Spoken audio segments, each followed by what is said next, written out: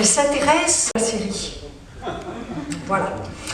Elle contribue également au renouveau des études sur la querelle des femmes. Alors vous savez, la querelle des femmes, c'est cette polémique sur le statut des femmes qui a commencé au Moyen-Âge et qui dure encore, ce n'est pas terminé. Et elle explore ses conséquences sur la langue française. Alors quelques titres. Non, le masculin ne l'emporte pas sur le féminin, en 2014. L'Académie contre la langue française, le dossier féminisation, en 2016. Le langage inclusif, pourquoi, comment, en 2018. Et là, bien sûr, vous avez manqué une conférence qui était extrêmement intéressante et qui a été donnée à l'université, et où cette question était du langage inclusif. Il y a beaucoup d'autres aspects. En finir avec l'homme, et l'homme avec un H majuscule, chronique d'une imposture. Hein? Alors, elle a confondé, par ailleurs, Eliane est extrêmement active, elle a confondé en 2000 la Société internationale pour l'étude des femmes de l'Ancien Régime, la CIEFAR, et en 2006, l'Institut Émilie du Châtelet pour le développement des études sur les femmes, le sexe et le genre, ce qu'on appelle l'IEC. Et elle anime un site de recherche que vraiment je vous conseille d'aller voir, www.elianevienot.fr. C'est très facile, elianevienot.fr. Et vous verrez, c'est un site extrêmement fourni qui vous apprendra beaucoup. Alors, vous avez là un aperçu des compétences d'Eliane. Mais avant de lui donner la parole, je voudrais ajouter que, comme Yves vous le disait, les amis de l'université ont donc demandé à Joël Viels de vous proposer aussi une conférence scientifique, je dis bien scientifique, à partir d'une question qui semble simpliste, mais ne l'est pas. Combien y a-t-il de sexe ? Savoir scientifique et question sociétale aujourd'hui. Alors ce n'est pas du tout une conférence banale, farfelue ou tout ce que l'on veut, c'est parfaitement scientifique. Et là encore, je crois que vous apprendrez beaucoup. Alors je vous donne rendez-vous demain, le 1er mars, mercredi 1er mars, à 18h15, en ce même lieu. Après la conférence de Nicole Cresté, qui aura lieu à la médiathèque, à 16h, sur...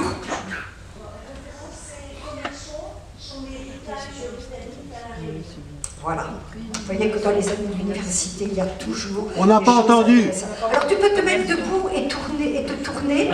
Mais dis-lui, toi, oui, dis-le. voilà, je peux répéter. Oui. Donc, Commerçon et son héritage, et son héritage botanique à La Réunion. Voilà, Commerçon et son héritage botanique à La Réunion. Demain à 16h. Voilà.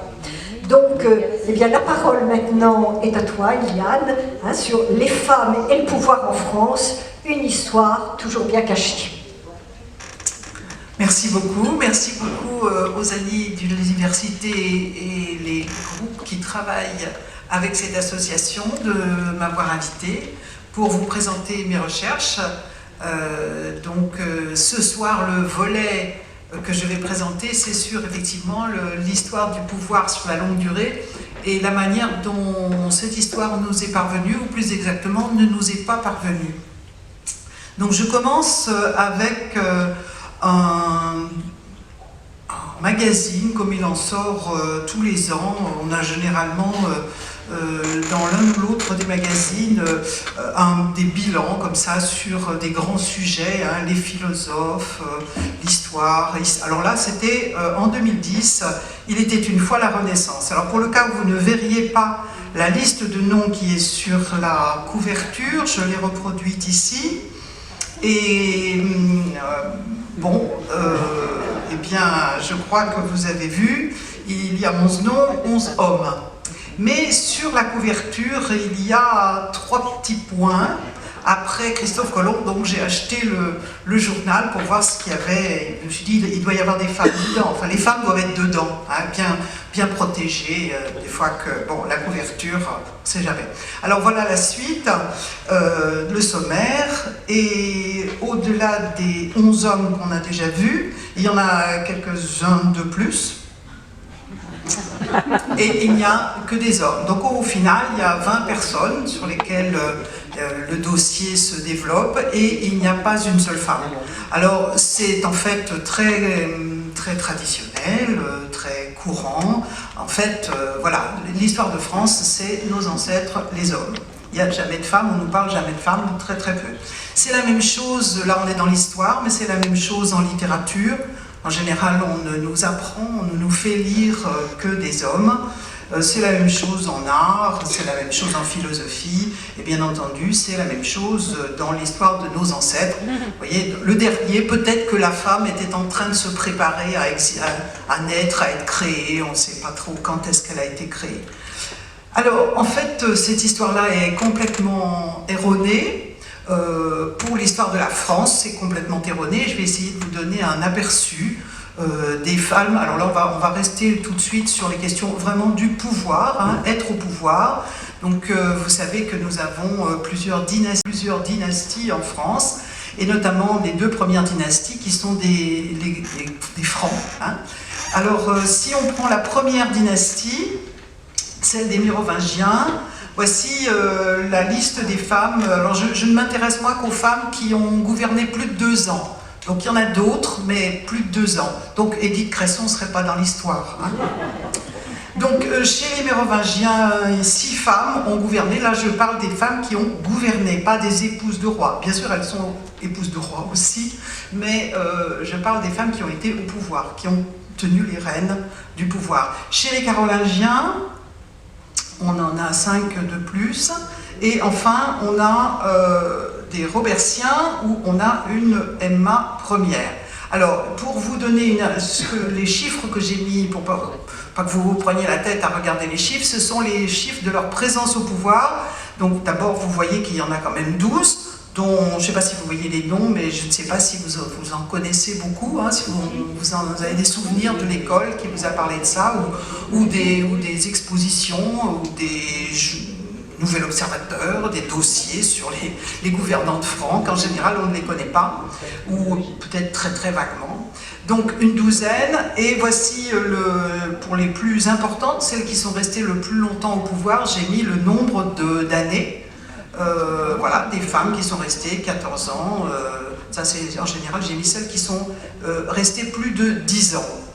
Alors, une autre chose, donc en général c'est quand même, oui, décoiffant quand on apprend ça, parce que voilà, on ne s'imaginait pas qu'on avait un tel passé.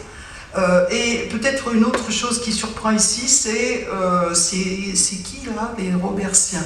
Je ne sais pas si ça vous dit quelque chose, les Robertiens. Alors, les Robertiens sont des gens qui ont combattu les Carolingiens hein, un bon moment, et en fait on les connaît.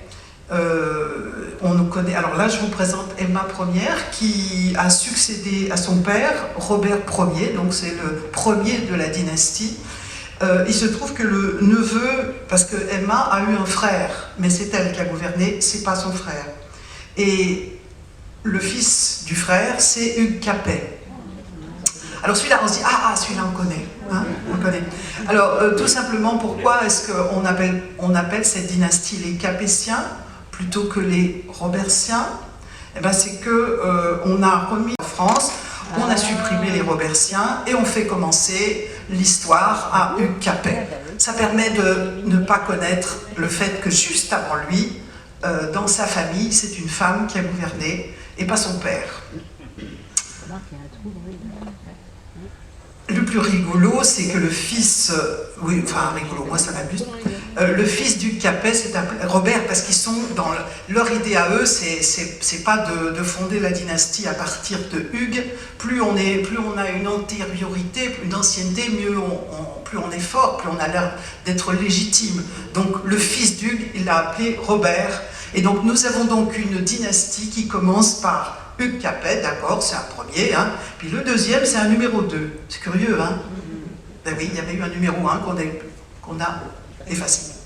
Alors, si je m'intéresse maintenant aux gouvernantes dites capétiennes, qu'on devrait appeler robertiennes, eh bien, il y en a encore pas mal hein, qui ont gouverné. Voici leur liste. Voici leur liste, ça en fait quand même 9 de plus. Ce qui fait qu'au total, on en a 21 des reines qui ont gouverné. Et là encore, j'ai mis celles qui ont gouverné plus de 10 ans, en mettant en... Vous ne voyez pas trop la différence entre le rouge et l'orange.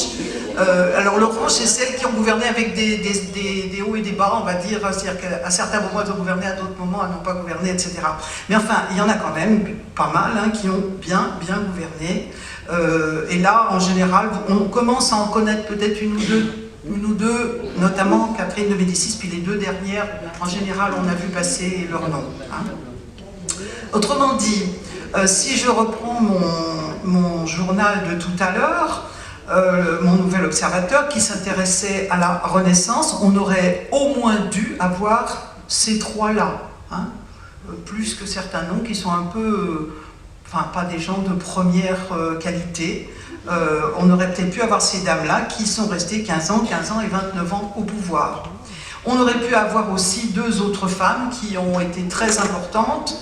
Diane de Poitiers, qui a gouverné avec Henri II, qui n'était pas son mari, mais son amant, pendant 12 ans, pendant tout le temps où Henri II a été au pouvoir, et Marguerite de Navarre, la sœur de François Ier, qui a gouverné avec son frère et leur mère, Louise de Savoie, celle qui est au milieu, pendant une bonne quinzaine d'années, et puis ensuite qui a été reine de Navarre, donc qui a gouverné en Navarre.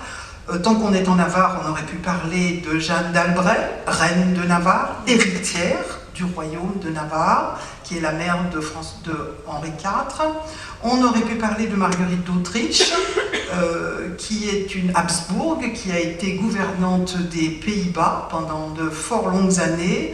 On aurait pu peut-être placer deux reines d'Angleterre, hein, puisqu'il y a des étrangers dans le dossier, là, vous avez vu tout à l'heure passer sur la Renaissance, des écrivaines, notamment des écrivaines françaises.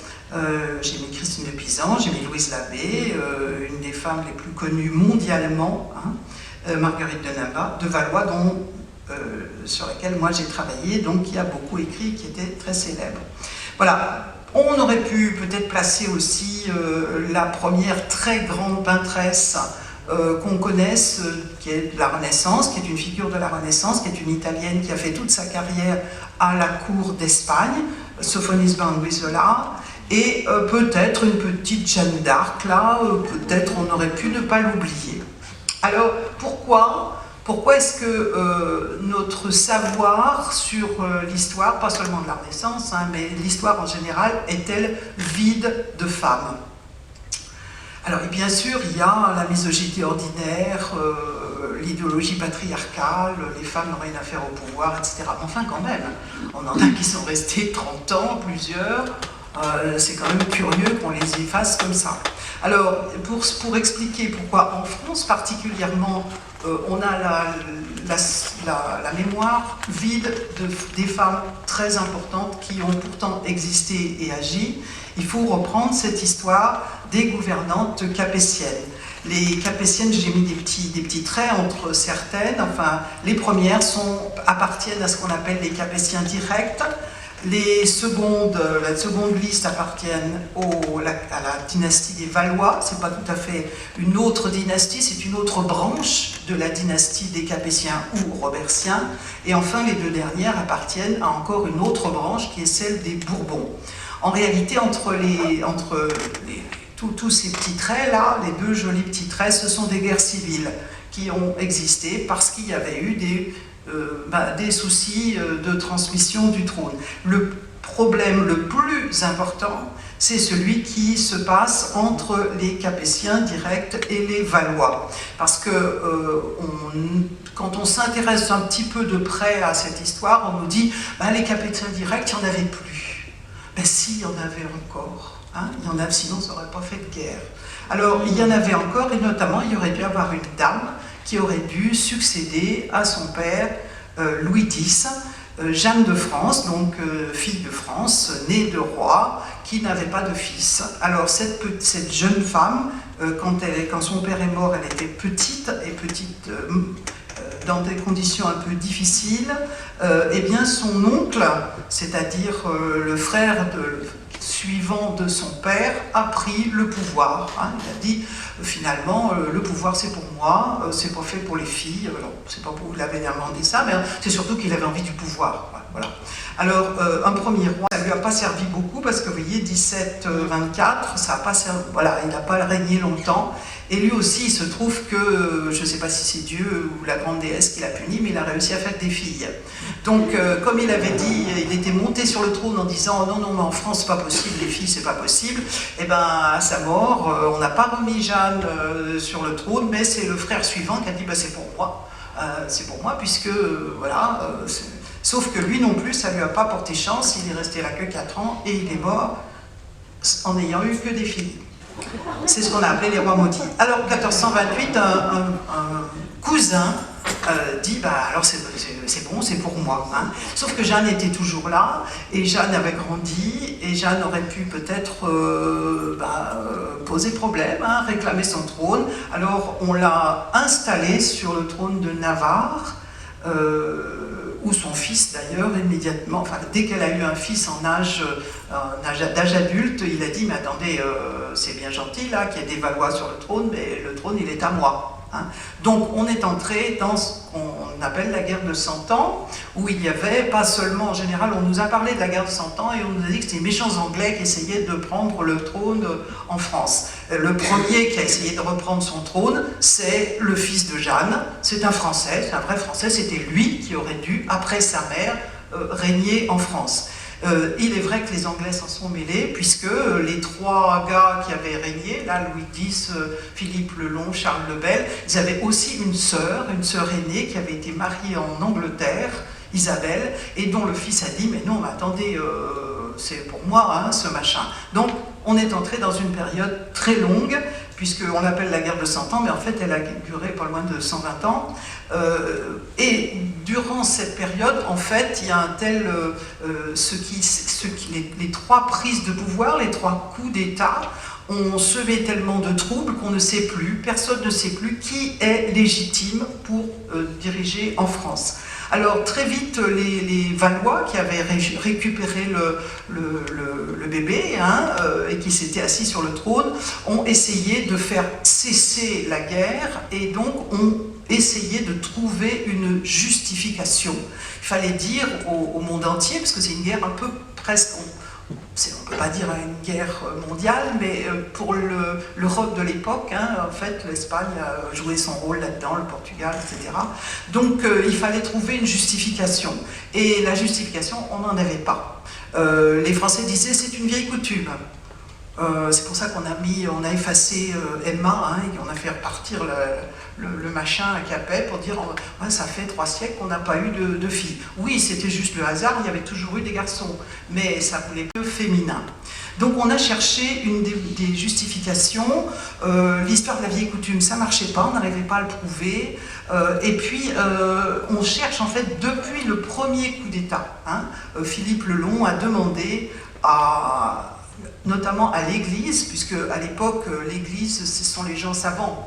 Donc dès qu'il est monté sur le trône, en écartant sa nièce, il a demandé à l'Église de lui trouver une justification, et l'Église a dit « Désolé, on n'en a pas de justification ». On a même un texte dans le chapitre qui s'appelle « Les nombres » de la Bible, qui dit « Quand il n'y a pas de fils, les filles héritent ». Donc, rien du tout. Donc c'est un pur coup d'État. Et petit à petit, donc lui, il n'a pas eu le temps d'aller chercher plus longtemps. Il a fait, d'ailleurs, d'abord, il a marié toutes ses filles, et ça a calmé un peu les opposants. Donc, il a marié ses filles avec les opposants, puisqu'il en avait. Et on a cherché, et c'est surtout les Valois, en voyant qu'ils n'arrivaient pas à restaurer la paix, qui ont fait chercher dans les abbayes, voilà, avec des grimoires, est-ce qu'on ne pourrait pas trouver quelque chose ?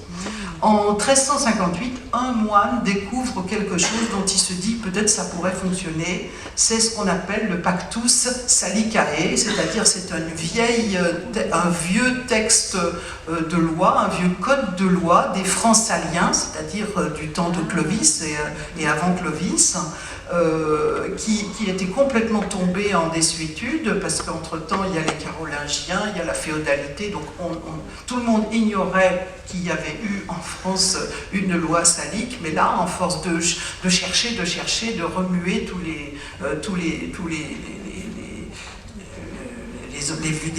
les vieux endroits où il y avait des vieux papiers, etc., on trouve ça. Pourquoi est-ce que les Scots, ou le Scott, peut-être c'était un Scott, un Écossais, a pensé que ça pourrait peut-être marcher parce qu'il a vu écrit au dos de ce vieux code une liste de rois. Et une liste de rois il n'y avait pas de femmes. Hein, il y avait le suivant. Donc il s'est dit peut-être que ça pourrait marcher. On pourrait peut-être dire que les Valois ont dû prendre le pouvoir parce qu'ils ne pouvaient pas laisser une fille s'installer sur le trône.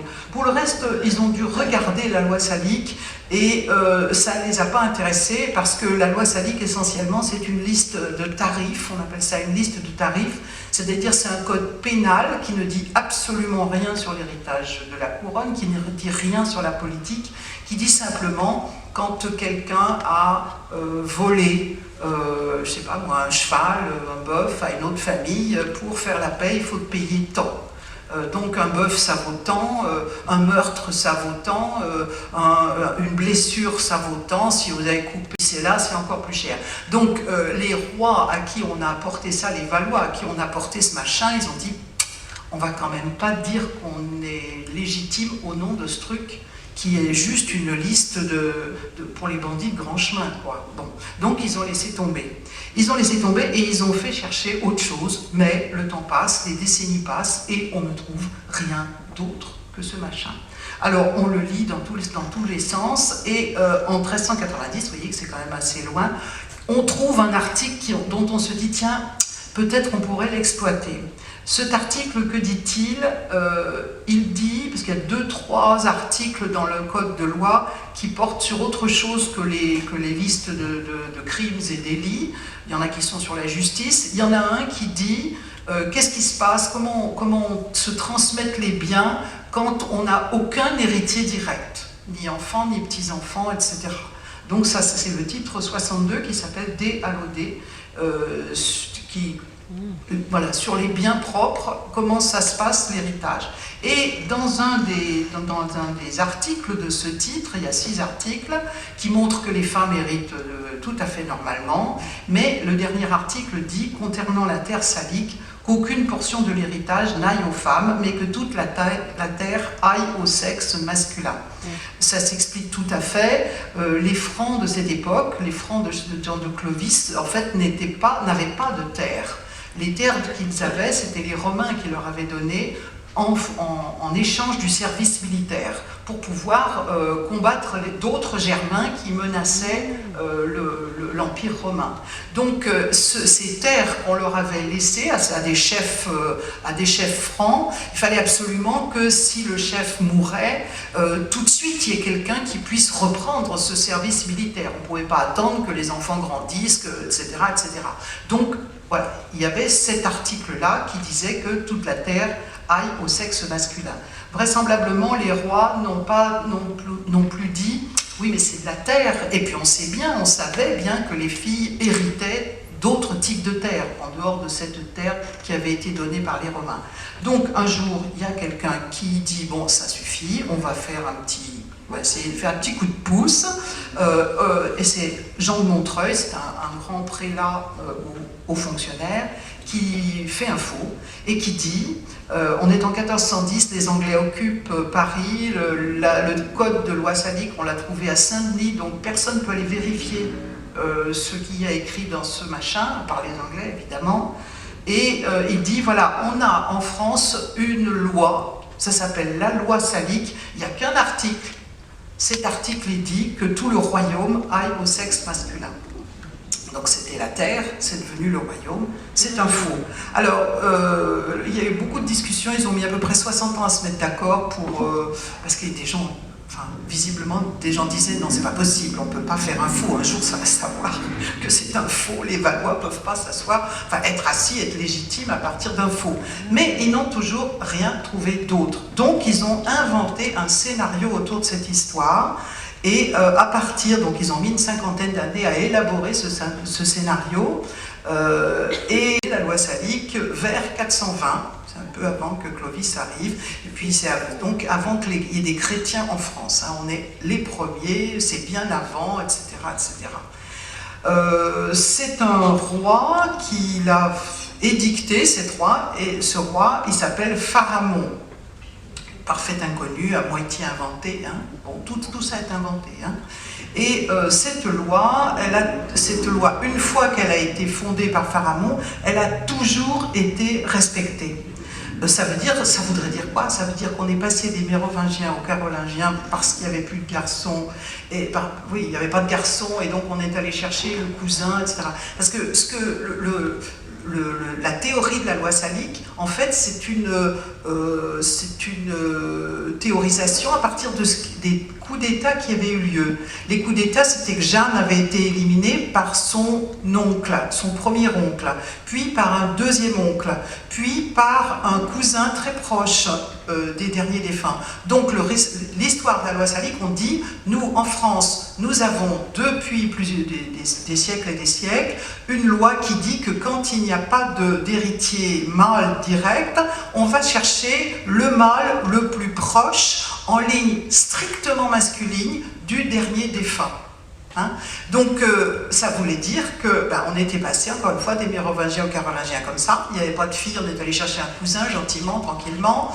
Ensuite les Carolingiens aux Robertiens, il n'y avait pas de filles, on est allé chercher un cousin gentiment. Tout le monde savait que c'était faux, tout le monde savait que c'était des dynasties qui s'étaient imposées par la force. Donc ils se sont dit, bon, puisqu'on n'a rien de mieux, on garde ce récit, on ne va pas s'étendre sur l'histoire, parce que voilà, c'est faux, mais on va développer un sujet qui est que chaque fois qu'il y a eu une reine au pouvoir, c'était une catastrophe. Voilà, une catastrophe absolue. Alors, on ne dit pas grand-chose sur les 20 et quelques, ou 15 et quelques reines qui ont déjà régné, mais on dit, voilà, on choisit 2 ou 3 monstres, enfin 2 ou 3 femmes dont on va faire des monstres, et on développe un discours sur ce qu'ils appellent à l'époque la mauvaiseté des femmes au pouvoir. Et voilà par exemple comment raconte cette histoire le premier traité qu'on possède qui vante la loi salique. Je lis.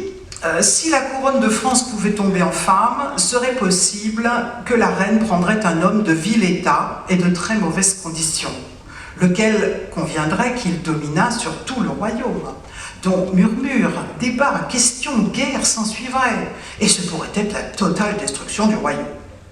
Ou par aventure, la dite dame prendrait à mari l'ennemi capital du royaume. Elles sont tellement sottes qu'elles font n'importe quoi, elles prennent le pire, etc.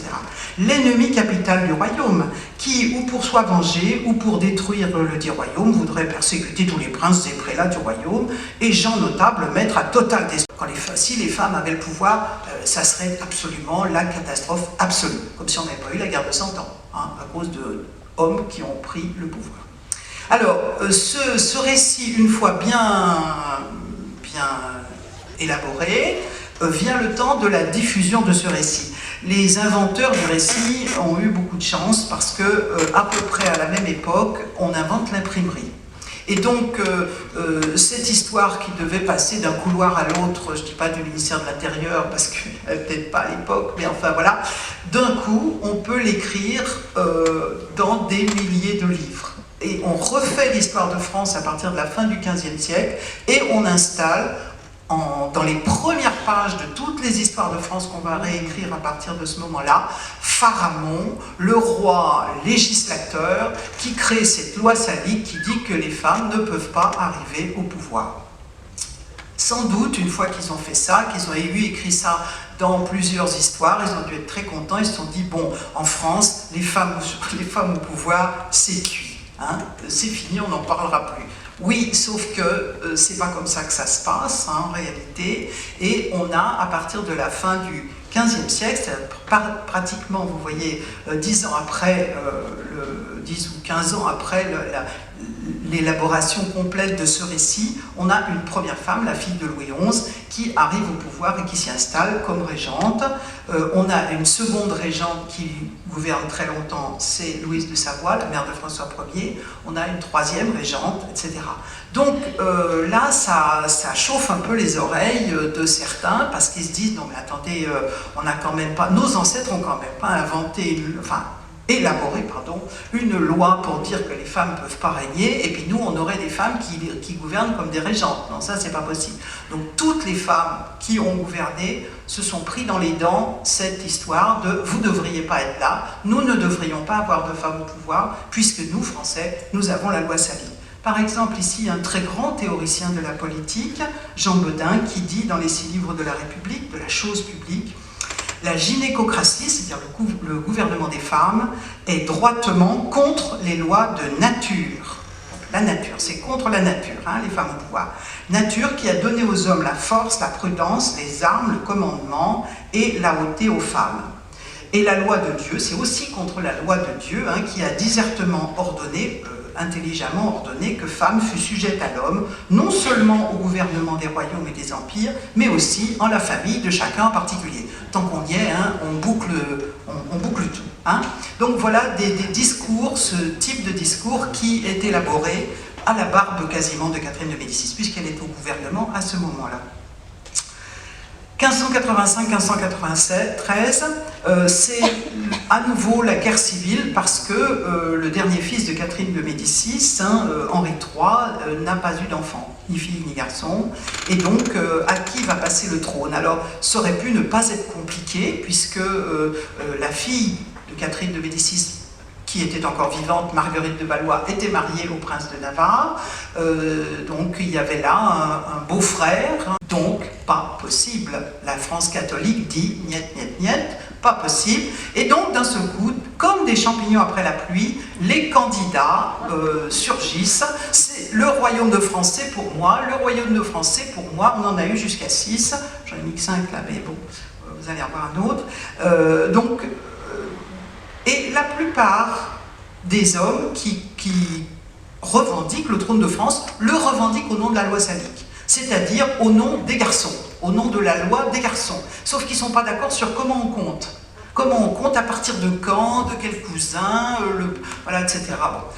Alors, il y en a qui sont un peu qui ne comptent pas beaucoup, qui n'ont pas beaucoup d'armes avec eux, de fidèles avec eux, mais il y en a 2 quand même plus importants que les autres. Le premier, c'est le roi de Navarre, donc qui aurait eu le trône tranquillement s'il n'avait pas été protestant, encore une fois. C'était le gendre, c'était le beau-frère de Henri III, etc., le gendre d'Henri II. Et puis le deuxième vraiment important, c'est le roi d'Espagne, Philippe II, qui revendique le trône, pas pour lui, mais pour sa petite fille, Isabelle Claire Gini, qui est la fille de Catherine de Médicis. Hein. Donc c'est une Française, c'est finalement une Française espagnole, une franco-espagnole, c'est elle qui devrait avoir le pouvoir. Alors voilà, je vous la présente, elle n'a pas été reine de France, elle aurait failli devenir reine de France, mais elle est devenue reine des Pays-Bas et gouvernante des Pays-Bas.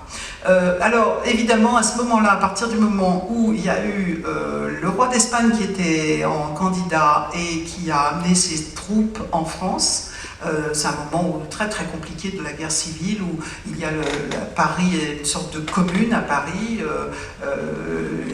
il y a la guerre civile, il y a les armées de Philippe II qui sont à Paris. Les Français ont dit là, on va se mettre d'accord là, parce que sinon on va avoir non seulement des Espagnols mais une fille. Donc ils ont dit bon, on veut bien du roi de Navarre.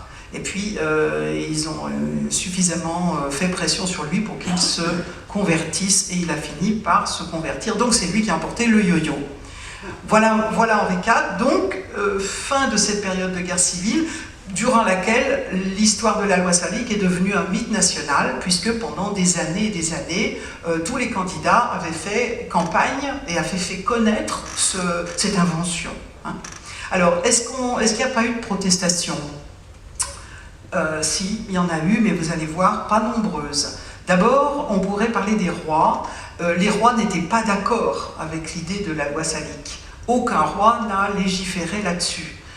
Les rois savaient bien que quand il y a un problème aussi important qu'une absence d'héritier, on doit faire en fonction de la situation et pas aller chercher un cousin, cette loi mécanique, aller chercher un... donc les rois n'ont jamais rien dit, mais ils ont laissé dire leurs propagandistes tout ce qu'ils voulaient sur la loi salique, mais ils n'ont jamais légiféré. Ils n'ont jamais dit que c'était un faux, puisqu'ils étaient assis dessus. Hein. Les rois, aussi bien les Valois que les Bourbons, sont légitimés par ce mensonge, donc ils ne pouvaient pas dire que c'était un faux. Les reines de cette famille-là, aussi bien les Valois que les Bourbons ensuite, c'est la même chose. Tout le monde sait que c'est un faux, mais personne ne peut le dire. Parce qu'on a peur de faire ressortir la guerre. On a peur qu'il y ait des gens qui ont été éliminés qui disent mais finalement, ceux-là, c'est des faux, etc. Donc ces gens-là savent la vérité, mais se taisent.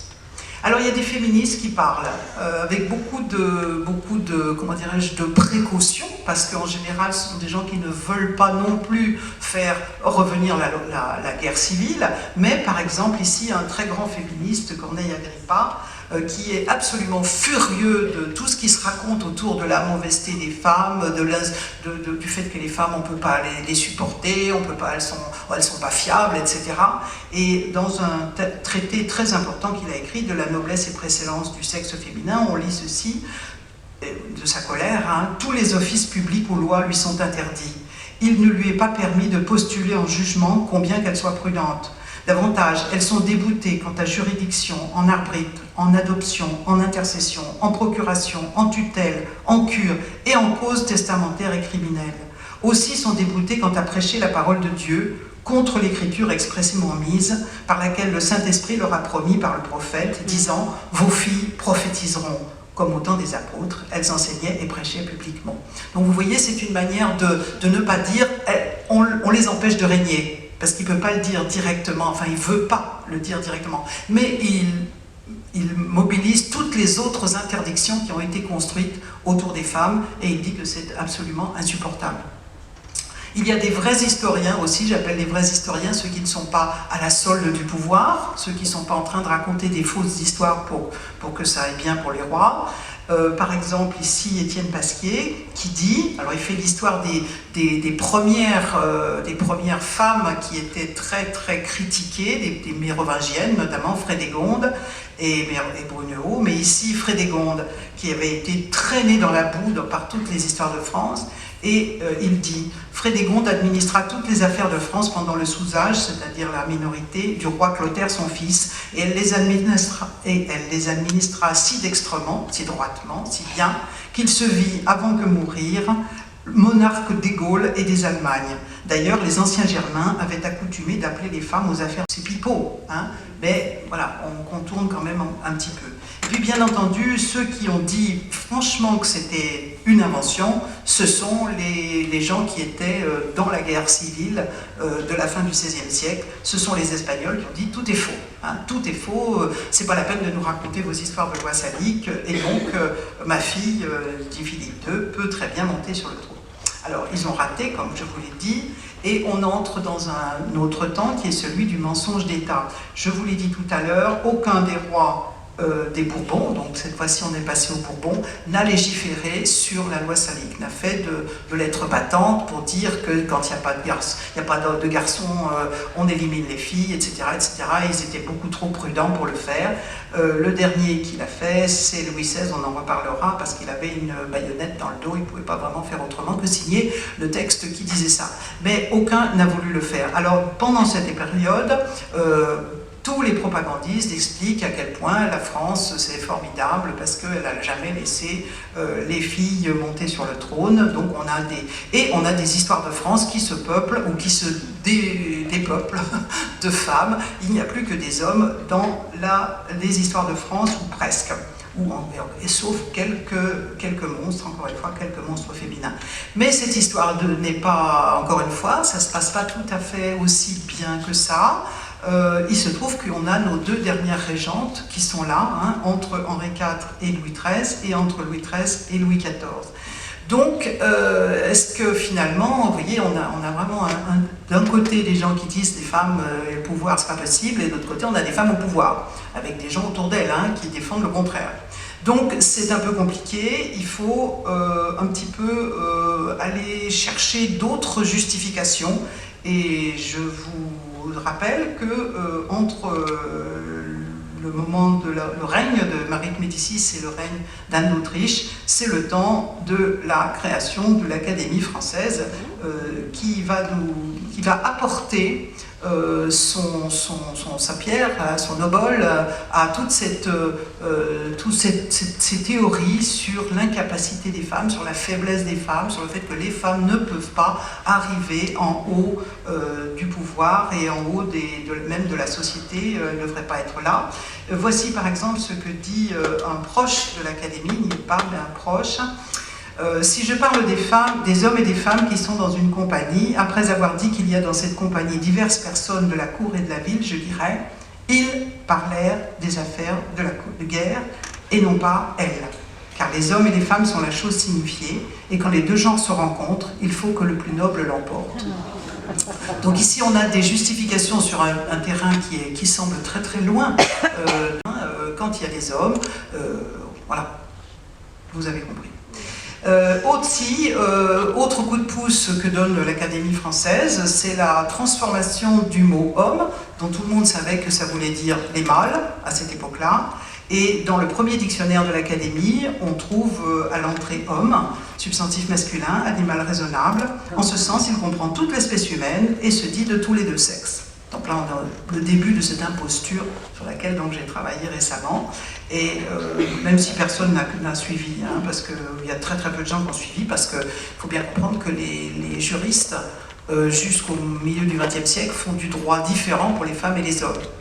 Donc il ne faut pas leur raconter que homme, ça veut dire femme aussi, hein, sinon ça met tout par terre. Bon, donc il y a très peu de gens qui ont suivi, mais on n'en est pas là, on va y revenir. Alors, j'avance dans le temps, nous voici au temps des Lumières. Ce temps, voilà, qu'à écouter nos politiques, quand ils parlent des Lumières, on sent bien que c'est formidable, ce qu'on a appris à l'école, c'est formidable, c'est le début de la raison, etc. Vous allez voir qu'il n'y a pas de la lumière tout à fait à tous les étages. Hein. Alors, les historiens, évidemment, continuent à parler de la loi salique et à mentir sur la présence des femmes au pouvoir. Ils font même parfois plus que mentir. Il continue à dire ce qui se dit depuis 2-3 siècles. Par exemple, ici, Montesquieu, qui est un très grand esprit, dans l'esprit des lois, c'est un ouvrage de juriste, mais c'est un ouvrage très historique aussi. Et voilà ce qu'il dit sur les Mérovingiens. Les régences mâles, hardies et insolentes de Frédégonde et Brunehaut avaient moins étonné cette nation qu'elle ne l'avait avertie. Je ne sais pas ce que ça veut dire, mais bon, je continue. Frédégonde avait défendu ses méchancetés par ses méchancetés mêmes. Elle avait justifié le poison et les assassinats par le poison et les assassinats. Elle s'était conduite de manière que ses attentats étaient encore plus particuliers que publics, c'est-à-dire même dans sa vie privée. Hein. Frédégonde fit plus de mots, Brunehild en fit craindre davantage. Donc là, on est dans le prêchi-prêcha faux, hein, par rapport à la réalité et à ce que d'autres ont pu dire. Les philosophes, je vous présente Rousseau. Rousseau dit, ici, dans la lettre à d'Alembert, qu'un monarque gouverne les hommes ou les femmes, cela doit lui être assez indifférent pour qu'il soit obéi. Mais dans une république, il faut des hommes. Bon, il va y avoir une république un jour. Hein. Voltaire nous dit, dans son dictionnaire philosophique, le temps a donné à cet usage la force de la loi la plus sainte, il parle de la loi salique. En quelque temps que la loi salique ait été faite ou interprétée, parce que lui sait parfaitement que c'est un faux, hein, et ça l'amuse beaucoup, mais en quelque temps que la loi salique ait été ou faite ou interprétée, il n'importe, elle existe, elle est respectable, elle est utile, et son utilité l'a rendue sacrée. Je dis souvent, c'est pas souvent qu'on voit Voltaire parler de saint et de sacré sérieusement. Hein, mais pour ça, oui, quand même. On ne peut pas quand même rigoler avec tout. Hein. Alors, les écrivains, en voici un autre, Henriade, à propos de Catherine de Médicis. Ses mains autour du trône avec confusion se met la jalousie et la division, opposant sans relâche avec trop de prudence les Guises au Condé et la France à la France, toujours prête à s'unir avec ses ennemis, échangeant d'intérêts, de rivaux et d'amis, esclave des plaisirs, mais moins qu'ambitieuse, infidèle à sa secte et superstitieuse, possédant en un mot, pour ne pas dire plus, les défauts de son sexe et peu de ses vertus. Alors ce monsieur, je ne sais pas si vous l'avez reconnu, c'est Voltaire. Hein, voilà, c'est Voltaire qui est à la fois, qu'on connaît aujourd'hui comme philosophe, mais qui a d'abord été un grand dramaturge, et qui a fait une épopée, la Henriade, qui est le texte à l'origine de la super, comment dirais-je, réputation extraordinaire d'Henri IV. Hein, il a dit oui, c'était un chaud lapin, mais quel homme de pouvoir. Bon, alors on passe, les savants. Les savants, voici ici un texte extrêmement célèbre de Roussel, hein, Système physique et moral de la femme, ou tableau philosophique, etc., etc. On nous parle de la femme, à quel point elle est faible, etc. De temps en temps, quand même, dans ce livre sur la femme, on nous parle de l'homme. Voici par exemple ce qui est dit de l'homme. Sa taille haute, sa démarche fière, ses mouvements souples et assurés, ses nouveaux goûts, ses nouvelles idées. Enfin, tout retrace en lui l'image de la force et porte l'empreinte du sexe qui doit asservir et protéger l'autre. Le voilà. Hein? Alors, je passe aux critiques d'art. Critique d'art, par exemple, on trouve ici dans un ouvrage, un journal célèbre, très connu, hein, des Parisiens de la fin du XVIIIe siècle, un petit peu avant la Révolution. Ce critique d'art dit « Le bras, la tête, le cœur des femmes sont privés des qualités essentielles pour suivre les hommes dans la haute région des beaux-arts.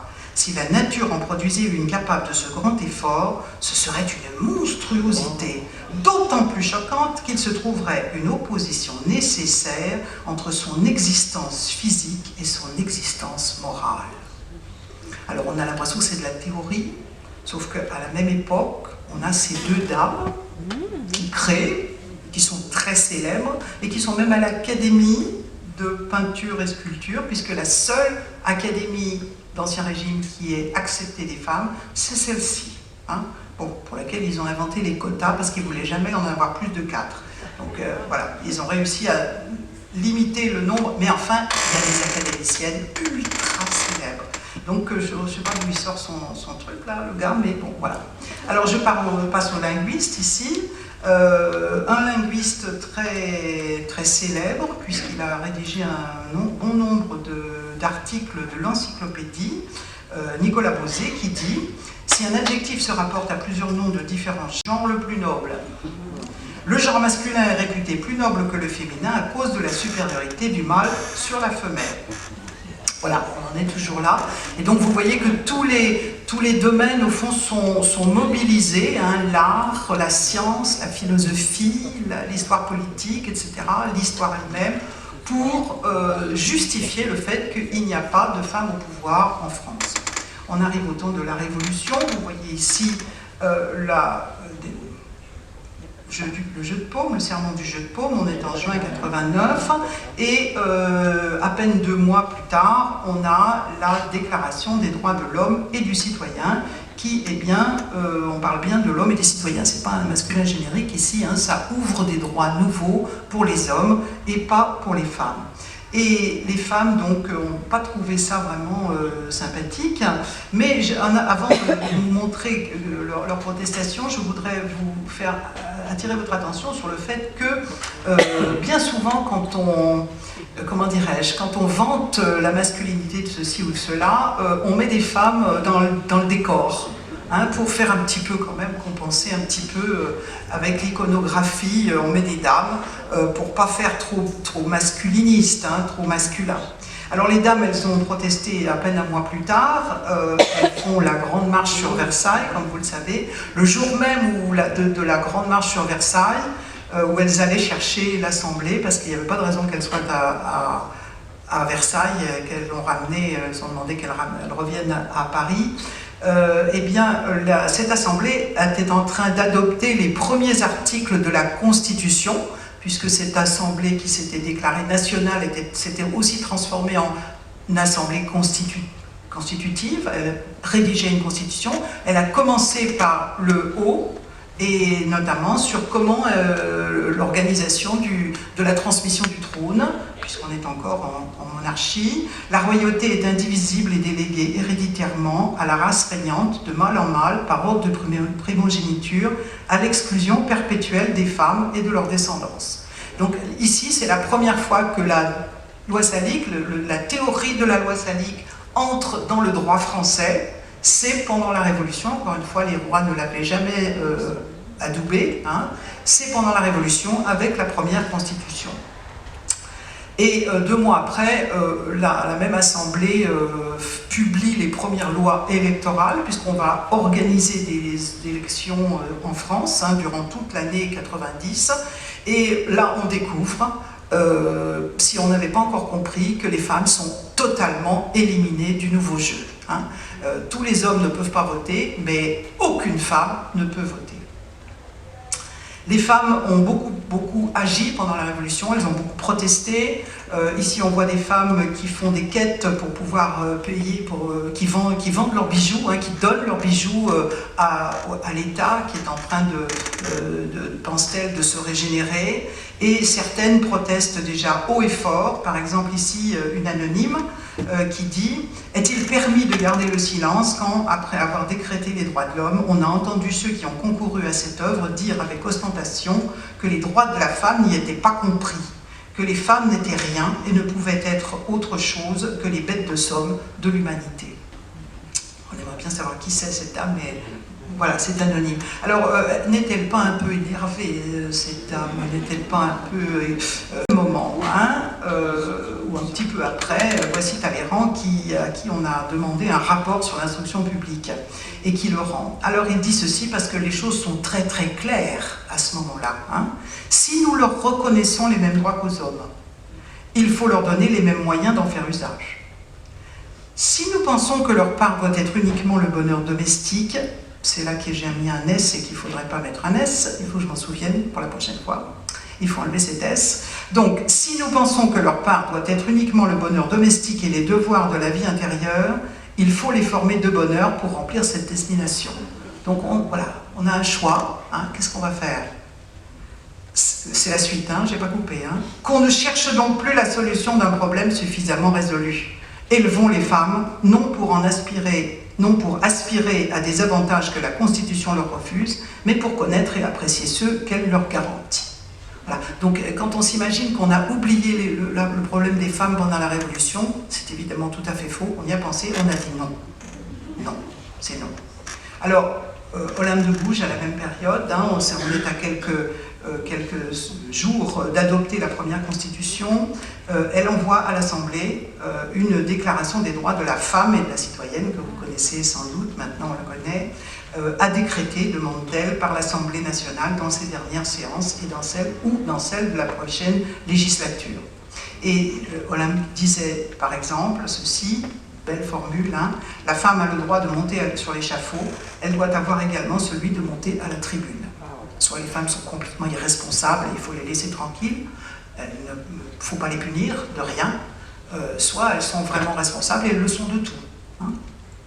Alors ça n'a pas tout à fait marché comme ça, et les masculinistes inondent la France de textes contre les femmes qui protestent, les femmes qui font des clubs, les femmes qui font des propositions, etc.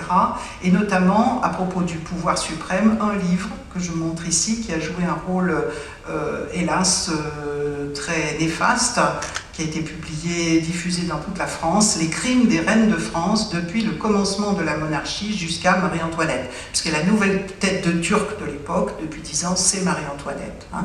Donc voilà, cette histoire, toujours, hein, l'histoire des mauvaises reines.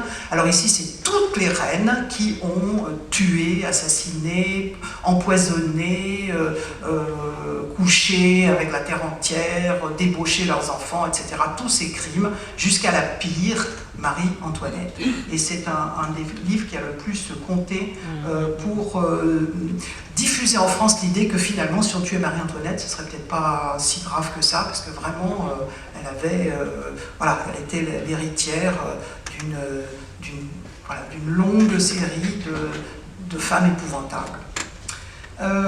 Quand les choses commencent à devenir un peu plus sérieuses, en 93, là le peuple est entré dans la danse, le peuple ne regardait pas la différence.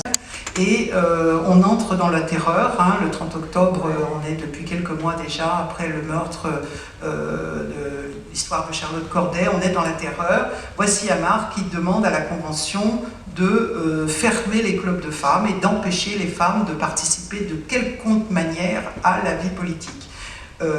Amar dit ceci: les femmes sont disposées par leur organisation, leur corps physique, hein, à une exaltation qui serait funeste dans les affaires publiques, et que les intérêts de l'État seraient bientôt sacrifiés à tout ce que la vivacité des passions peut produire d'égarement et de désordre. Alors on a ce n'est qu'un extrait, hein, une grande tirade comme ça contre la mauvaiseté des femmes, la nocivité des femmes au pouvoir, et il avait fini par faire voter, l'Assemblée a voté le soir même un décret: les clubs et sociétés populaires de femmes, sous quelque dénomination que ce soit, sont défendus. Alors les femmes qui étaient très très mobilisées, notamment dans Paris, sont allées se plaindre à la Commune de Paris. Voici comment les reçoit un grand responsable de la Commune de Paris, Chaumette. Femmes imprudentes qui voulaient devenir des hommes, bien sûr elles veulent participer, donc elles veulent devenir des hommes. Hein. Femmes imprudentes qui voulaient devenir des hommes, n'êtes-vous pas assez partagées? Que vous faut-il de plus? Votre despotisme est le seul que nos forces ne peuvent abattre, parce qu'il est celui de l'amour, et par conséquent l'ouvrage de la nature. Au nom de cette même nature, restez ce que vous êtes, et loin de nous envier les périls d'une vie orageuse, contentez-vous de nous les faire oublier au sein de nos familles. Fin des clubs de femmes.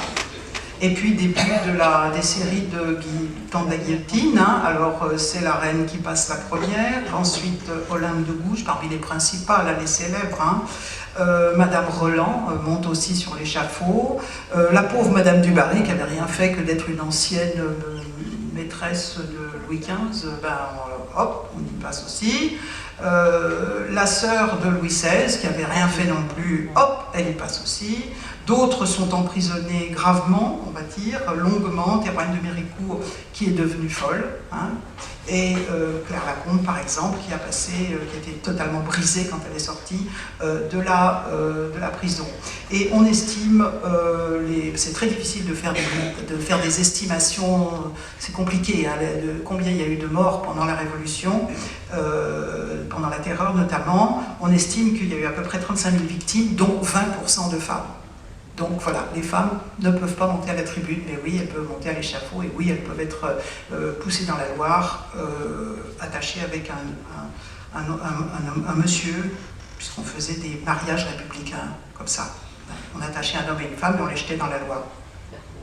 Alors la suite de la Révolution, les triumvirs, là, ou le directoire, qui sont plus que 3, il y a encore des révoltes, évidemment, il y a encore des émeutes, et le soir d'une grosse révolte, émeute du 20 mai 1795, la loi martiale établie pour les femmes.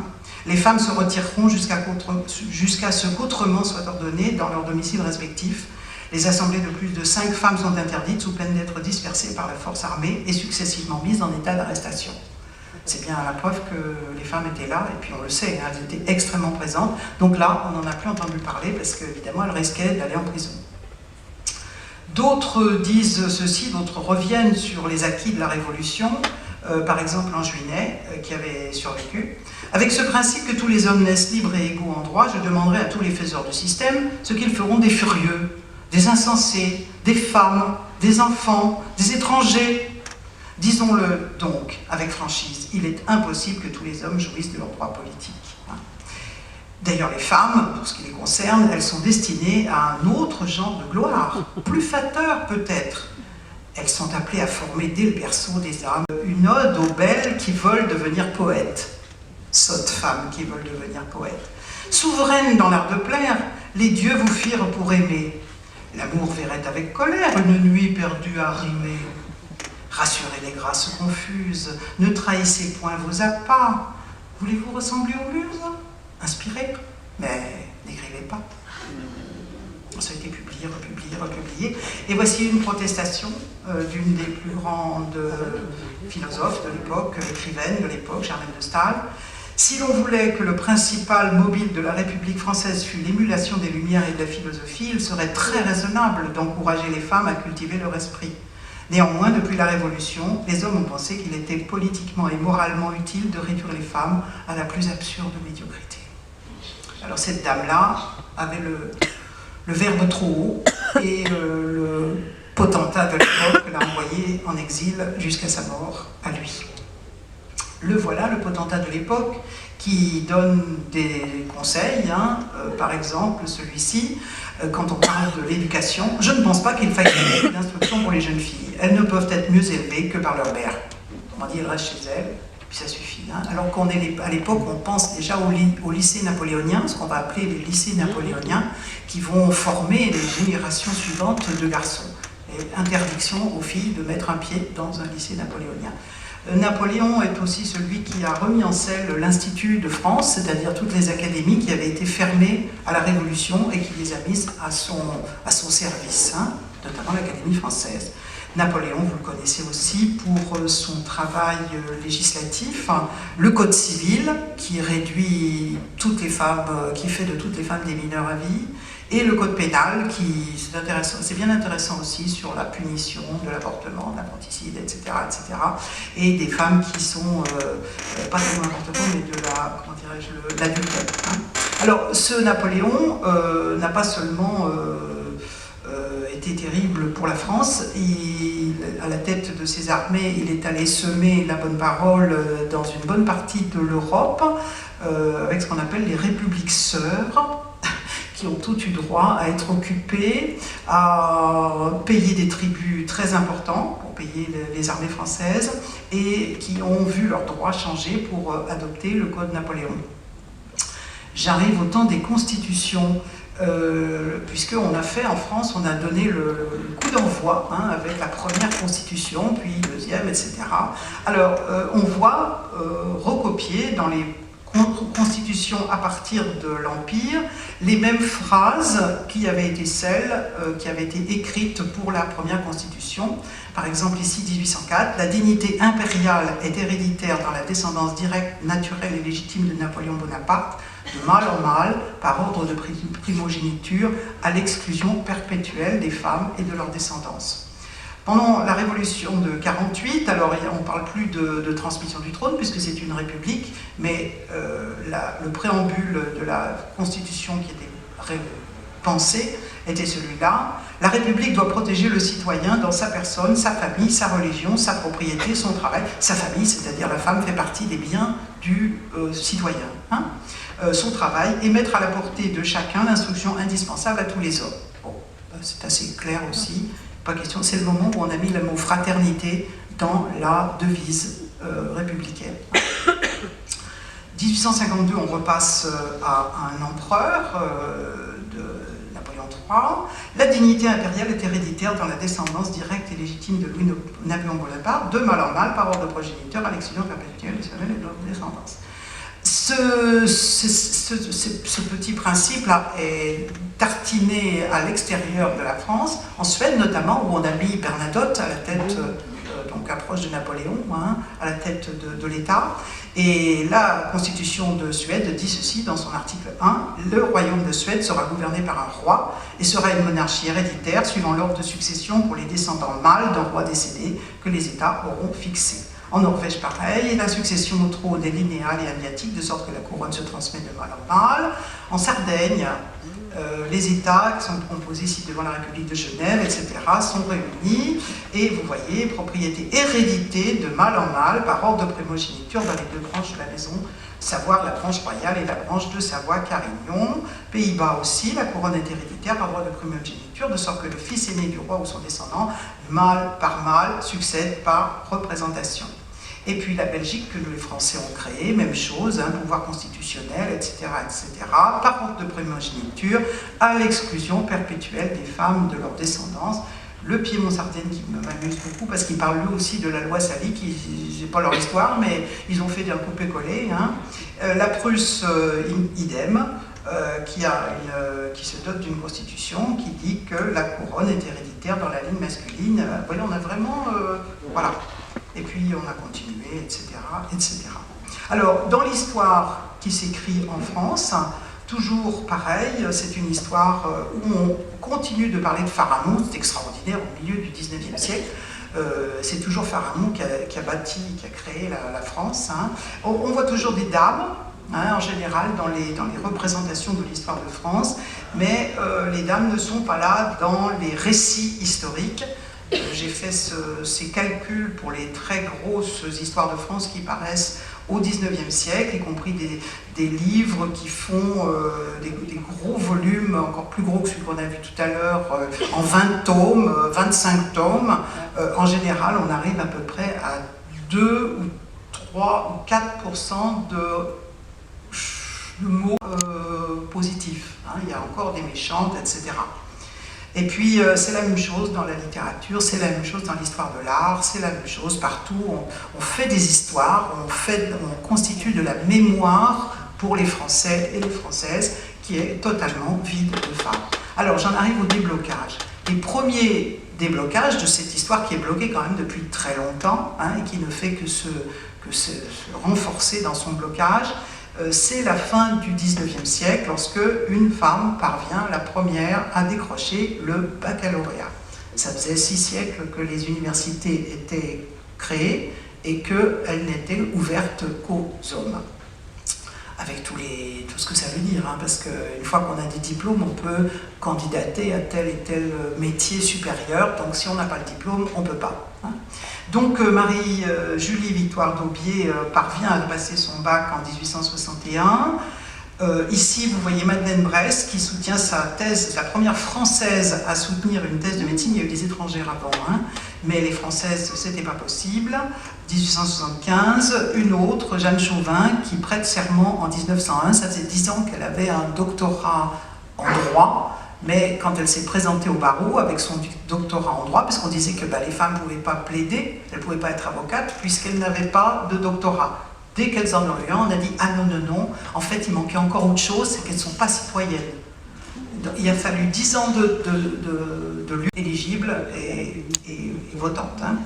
Alors, on reste en fait, parce que les Français au pouvoir, la classe politique n'est pas du tout d'accord pour partager, et on reste dans la patrie des droits de l'homme, qui est une expression que j'invite à prendre au sens propre, puisqu'on est vraiment la nation qui a forgé cette lutte contre la gynécocratie, qui a ensuite installé les droits de l'homme dont les femmes étaient exclues, etc. Et on reste là-dedans, vous le savez, puisque nous y sommes un peu encore. Les autres, les derniers, je ne les ai pas mis parce que vous les connaissez, mais vous voyez. Alors, ce qui est intéressant pour mesurer ce refus, même si on a dû céder sur la citoyenneté, mais tout le reste bloqué, c'est par exemple de voir comment on enseigne l'histoire, et notamment l'histoire des femmes puissantes. Voici un manuel de cours élémentaire qui a sévi entre 49 et 68.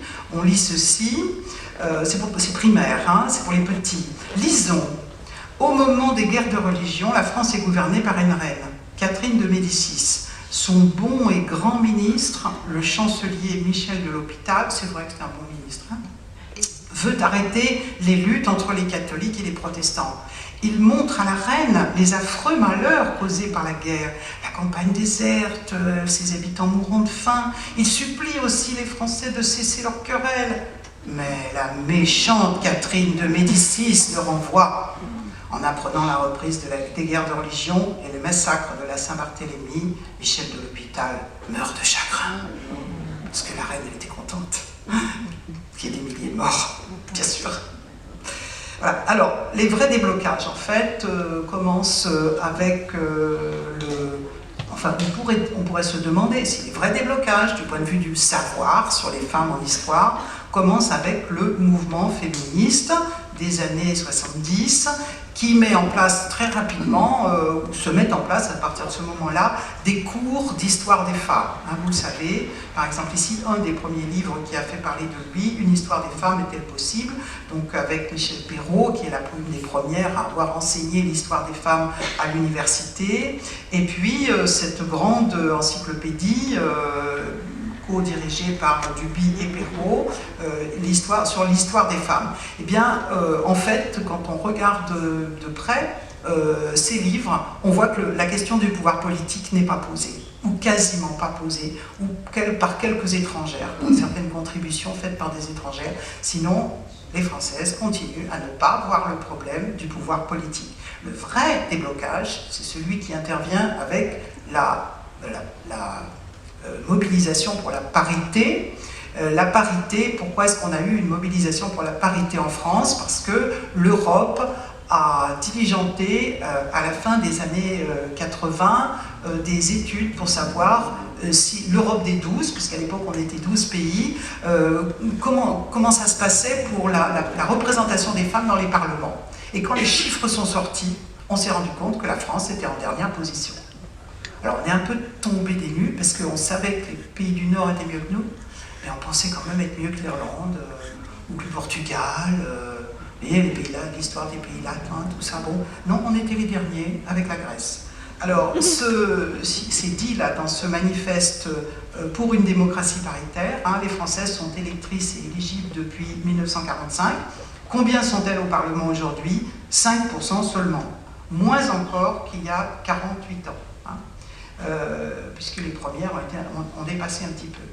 Les dernières élections législatives prouvent une fois de plus que rien ne changera sinon par la loi. Donc on entre dans une période de mobilisation pour une loi sur la parité, et cette mobilisation enfin a fait bouger les choses, en tout cas du point de vue de la politique, puisque à partir de, vous voyez à gauche, la proportion des femmes à l'Assemblée nationale et à droite au Sénat, on voit la courbe qui monte, qui hélas n'est toujours pas arrivée à 50%, puisqu'on n'a pas fait la loi suffisamment correcte pour que ça arrive à 50%. C'était très très simple, mais on n'a pas, voilà, il faut quand même attendre un peu, quoi, hein, pas tout de suite. Hein. Bon, voilà, donc on est dans les 30 aujourd'hui. Alors, je finis par, je conclus sur l'intérêt de ce masquage, de cette histoire toujours bien cachée, à quoi ça sert, à qui ça sert, et à quoi ça sert. Pour ceux qui masquent, évidemment, pas pour nous, qui sommes très handicapés. Le premier intérêt, c'est de faire croire que la domination masculine est éternelle et naturelle. Ça a toujours été comme ça. On n'a pas dans notre mémoire des femmes qui ont vraiment fait quelque chose, ou des exceptions. On pense toujours aux exceptions. Elles ne sont pas si exceptionnelles que ça, en fait. Hein. L'autre intérêt, c'est de cacher l'ampleur des luttes qui ont été nécessaires pour maintenir cette domination ou pour l'accentuer. C'est pas naturel, ça vient pas de l'âge des cavernes comme ça tout seul, et puis le progrès petit à petit aurait arrangé les choses. Non, non, il y a des gens qui étaient vraiment contre l'égalité et qui ont dit non à certains moments clés, qui ont dit non, non, non, non, non, il n'y aura pas de filles à l'université, non, il n'y aura pas de femmes à l'Assemblée, non, non, non. L'autre intérêt, c'est de faire disparaître les gens, les femmes comme les hommes qui ont mené ces luttes. Nous sommes incapables de mettre 3 noms ou 5 noms en général, hein, sauf quand on fait cette histoire de nos héros et de nos héroïnes de l'égalité des sexes. Ils ont disparu, voilà, ils ont disparu. Et en revanche, enfin pas en revanche, non, autre intérêt, cacher que la France a été la championne de la lutte contre la gynécocratie. On a un autre récit en place, on est la patrie des droits de l'homme. En fait, c'est pareil, hein. C'est juste qu'il faut comprendre que c'est pareil. La patrie des droits de l'homme et la patrie de la lutte contre la gynécocratie, c'est pareil, égal. Autre intérêt, faire prendre les ennemis de l'égalité pour des innocents, voire des amis, voire des héros. Hein, nos philosophes là, qui ont combattu l'égalité, ce sont nos héros. priver les femmes de modèles, les obliger, ou obliger en tout cas celles qui voudraient ne pas rester sous la table, à s'identifier à des hommes. Et enfin, c'est toujours bon, retarder le temps de l'égalité. Et on en est un peu toujours là. Donc, j'en ai fini. Si vous voulez en savoir plus, donc c'est le moment de publicité pour moi. Je vous rappelle donc que c'est cette histoire quand même bien cachée, hein, qui demeure difficile, ça commence à se savoir, mais c'était quand même très très difficile. Ce premier volume qui est gros, mais finalement du 5e au 16e siècle, ça fait 50 pages par siècle, pas beaucoup en fait, ça va vite. Hein. Voilà, ce premier volume, 5e, 16e siècle, un deuxième volume sur les résistances de la société, parce que la société a beaucoup résisté à la mise en place de l'ordre masculin. Voilà, il y a eu des régentes, comme je vous ai dit, il y avait des gens qui n'étaient pas d'accord, il y avait des lois. Voilà. Troisième volume sur la Révolution, sur la période révolutionnaire et la modernité masculine. En général, c'est pas comme ça qu'on nous présente les choses, mais il y a beaucoup de raisons pour les voir comme ça. Le quatrième volume, donc, qui est l'âge d'or de l'ordre masculin, c'est-à-dire l'arrivée à partir du moment où le premier, d'un Napoléon à l'autre, on va dire, hein. Et puis le dernier, donc, qui sera, si j'y arrive, consacré à ce que j'appelle moi la forteresse assiégée. J'espère que ma maison d'édition voudra bien de ce titre, puisque c'est voilà, le début de la fin, c'est 1860, avec l'arrivée de la première bachelière, mais ce début de la fin se fait beaucoup attendre, et je m'arrêterai en 2000, qui est pour moi un moment clé avec la loi sur la parité, parce que d'abord il faut s'arrêter à un moment. Hein, sinon ça ferait des livres trop gros, mais aussi parce que l'histoire de la parité elle nous a permis de changer de regard sur comment lutter pour l'égalité. Hein, avant on voudrait qu'il y ait des femmes un peu partout, on en voudrait un peu plus ici, on voudrait un petit peu plus de ci. Maintenant c'est cuit, hein, on veut la moitié de tout. Hein. Donc ça change absolument la conception de ce qu'on veut, de la société à laquelle on comment ça se fait qu'on n'a pas entendu parler de cette histoire, ni de la querelle des femmes. C'est un extrait qui vient de cette phrase, vient de l'introduction, la préface de Simone de Beauvoir dans Le Deuxième Sexe, quand elle a commencé à dire autour d'elle qu'elle allait parler des relations entre les sexes, de cette querelle entre les sexes. On lui dit « Ah non, mais ça suffit maintenant les femmes votent, n'en parlons plus ». Et du coup, effectivement, on n'en a plus entendu parler. Voilà, et puis si ça vous intéresse, vous pouvez aller voir le site dont parlait Marie-Françoise tout à l'heure, où je mets la plupart de mes articles en libre accès, pas les livres évidemment, sinon les maisons d'édition seraient furieuses, elles perdraient de l'argent, mais mes articles scientifiques sont publiés et sont en libre accès. Et j'en ai fini pour aujourd'hui.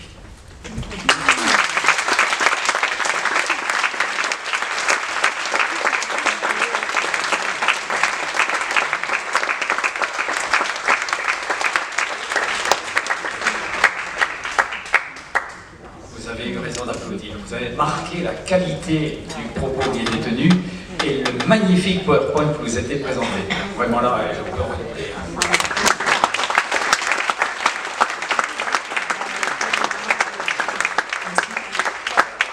Celles et ceux qui veulent poser des questions, allons-y, le débat est ouvert. Oui. Vous voulez faire passer la position derrière ici. Bonsoir, merci pour cette conférence, c'était vraiment très intéressant. Moi j'ai lu vos paroles. Alors, j'ai une question et une observation sur laquelle vous pourrez peut-être revenir. La première, quand vous avez introduit votre propos avec la une du Nouvel Observateur, j'ai vu passer les Borgia. Et je me suis demandé si on parlait, parce que les Borgia c'est le pluriel, si on parlait aussi de Lucrèce Borgia. Et voilà, parce que c'était une femme. C'est celle que l'on connaît de nom un peu plus, même si je ne connais pas très bien Lucrèce Borgia. Est-ce qu'on en parlait? Et peut-être que vous pouvez expliquer comment on a terni sa réputation, peut-être, hein, si je crois, même si je ne sais pas très bien ce que je dis, donc vous direz. Et la deuxième observation, c'est en ce qui concerne la loi salique, je crois me souvenir que dans Shakespeare, Henri V, donc c'est dans la démonstration qu'on fait pour que le roi envahisse la France ou parte à la guerre, etc., on invoque la loi salique. Et je me demandais si le fait d'avoir élaboré la loi salique, ça s'était pas aussi retourné contre le roi français. Je ne sais pas exactement en termes historiques parce que je ne suis pas historienne, hein, mais voilà, ce sont mes deux questions.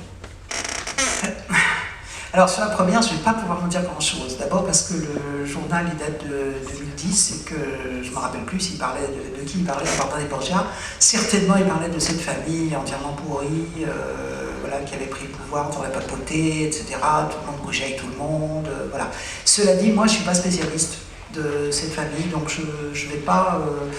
en général, enfin, on peut dire en général, de toute façon les femmes sont salies. Donc ça c'est une loi générale. Après on peut lire et on est très surpris et agréablement surpris quand c'est pas ça que raconte le texte, mais je peux pas tellement en dire plus sur les Borgia. Sur la loi salique, alors la loi salique, les Anglais ont... Bon, Shakespeare c'est fin 16e, donc Shakespeare connaît connaît le mythe. Hein, il est sorti depuis un siècle déjà en France, donc il connaît le mythe, il le traite comme il l'entend. Dans l'histoire réelle, les Anglais ont donc réclamé, je disais tout à l'heure, ont donc réclamé le trône de France au nom du fils de la sœur de ceux qui avaient pris le pouvoir, hein, puisque finalement... comment dirais-je, il y a Louis X, puis son frère le long, là, Philippe le Long, Philippe V, puis son troisième frère. Bon, jusque-là, les Anglais n'ont pas trop dit grand-chose, parce que voilà, c'était dans la même famille, c'était des frères. Mais c'est quand on s'est passé à un cousin, ils ont dit, ah non, mais attendez, dans la ligne successorale, nous on est avant, on a la sœur aînée de ces trois gars. Hein. Donc ils ont dit, ok, on élimine les femmes, parce qu'il lui est arrivé des choses assez terribles à Isabelle de France en Angleterre. Ok, on élimine les femmes, mais pas leurs descendants. Parce que, voilà, Édouard III, il était descendant d'Isabelle de France. Donc il disait, moi je suis plus proche dans la lignée successorale que Philippe, qui est un cousin. Alors, ok, qu'on élimine Jeanne, ok, qu'on ait éliminé ma mère à la limite quand elle était vivante, ok, mais moi je suis là. Donc les Anglais ont bataillé jusqu'à la fin de la guerre de 100 ans au nom de leur légitimité à être sur le trône de France. Ils ont fait, Édouard III a fait alliance avec Charles, le fils de Jeanne, le vrai, légitime, le vrai homme qui aurait dû être là, puisque sa mère n'aurait jamais dû être écartée, lui n'aurait pas dû être écarté, etc. Ils ont fait alliance tous les deux. Mais, comment dirais-je, sûrement ils se sont dit, on verra après, hein, si on gagne, on verra qui de nous deux monte sur le trône. Mais en attendant, pour la guerre, pour faire la guerre, ils ont fait alliance. Alors après, les Anglais ont beaucoup bataillé pour faire, au nom de la loi salique, mais de la loi salique reconnaissant les fils de reine. Et les Français ont dit non, non, non, non, la vraie loi salique, la nôtre, là, la vraie, ça élimine les descendants des femmes. Ça élimine pas seulement les femmes, mais leurs descendants. Et c'est ça c'est pour ça que quand on met la formule dans la Constitution française à l'exclusion perpétuelle des femelles et de leur descendance. Alors, est-ce que ça, comment dirais-je, il faut bien aussi voir que ces revendications au nom d'une loi, au nom d'une règle, au nom d'une coutume, etc., c'est fait pour la propagande. Mais la réalité, ce sont les armes. Ce sont les armes qui gagnent ou qui perdent les batailles. Hein. Donc les Anglais ont perdu. Ils ont perdu au milieu du XVe siècle et ils se sont retirés de là. Mais jusque-là, ils disaient, puisqu'ils se sont installés à Paris, hein, ils ont occupé Paris une bonne partie de la du début du XVe siècle. Et ils disaient, nous sommes là, nous sommes légitimes. Voilà. Oui. D'autres questions ici? Allez-y. Oui, bonsoir. Merci beaucoup pour cette conférence. Donc, je suis allé voir aussi la conférence la semaine dernière et je trouve que les deux se complètent très bien. Voilà, c'était très intéressant, ça me donne envie d'aller plus loin. Et en fait, je me rends compte que dans l'histoire qu'on m'a enseignée, finalement, je connais peut-être que 5% des femmes que vous avez citées ce soir. Donc je me rends compte effectivement que les grandes étapes, les grands actes héroïques un petit peu de l'histoire sont les faits d'hommes, et donc dans les bouquins. Et c'était pas une question, c'est juste pour soutenir un petit peu le propos sur les manuels d'histoire, etc. J'ai fait l'expérience là cet après-midi, j'ai lu en fait des grands concepts de la géopolitique en France. Donc c'était un livre de 150 pages, et sur toutes les pages, donc pas une seule femme citée, sauf Marie Curie pour voilà, sa participation, ses recherches pour l'arme nucléaire.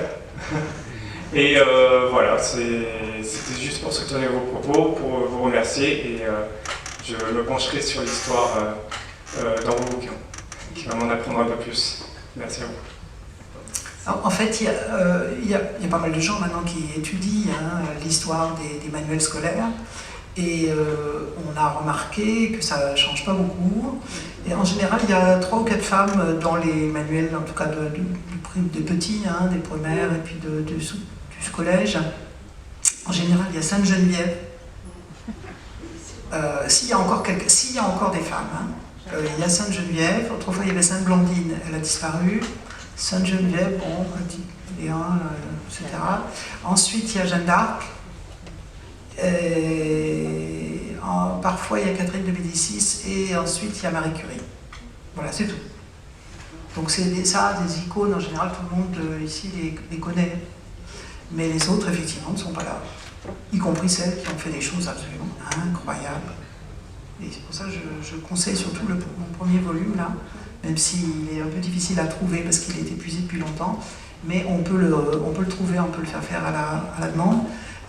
Et puis on découvre ce que c'est que le pouvoir à ces époques-là, parce que ces femmes-là ne se sont pas imposées comme des usurpatrices. Elles avaient des gens autour d'elles, elles avaient des hommes autour d'elles qui étaient d'accord. Bien sûr, personne ne gouverne tout seul ou toute seule. Donc c'est autre chose que l'histoire qu'on nous a racontée, quoi. Moi, je voulais juste poser une question à l'Assemblée.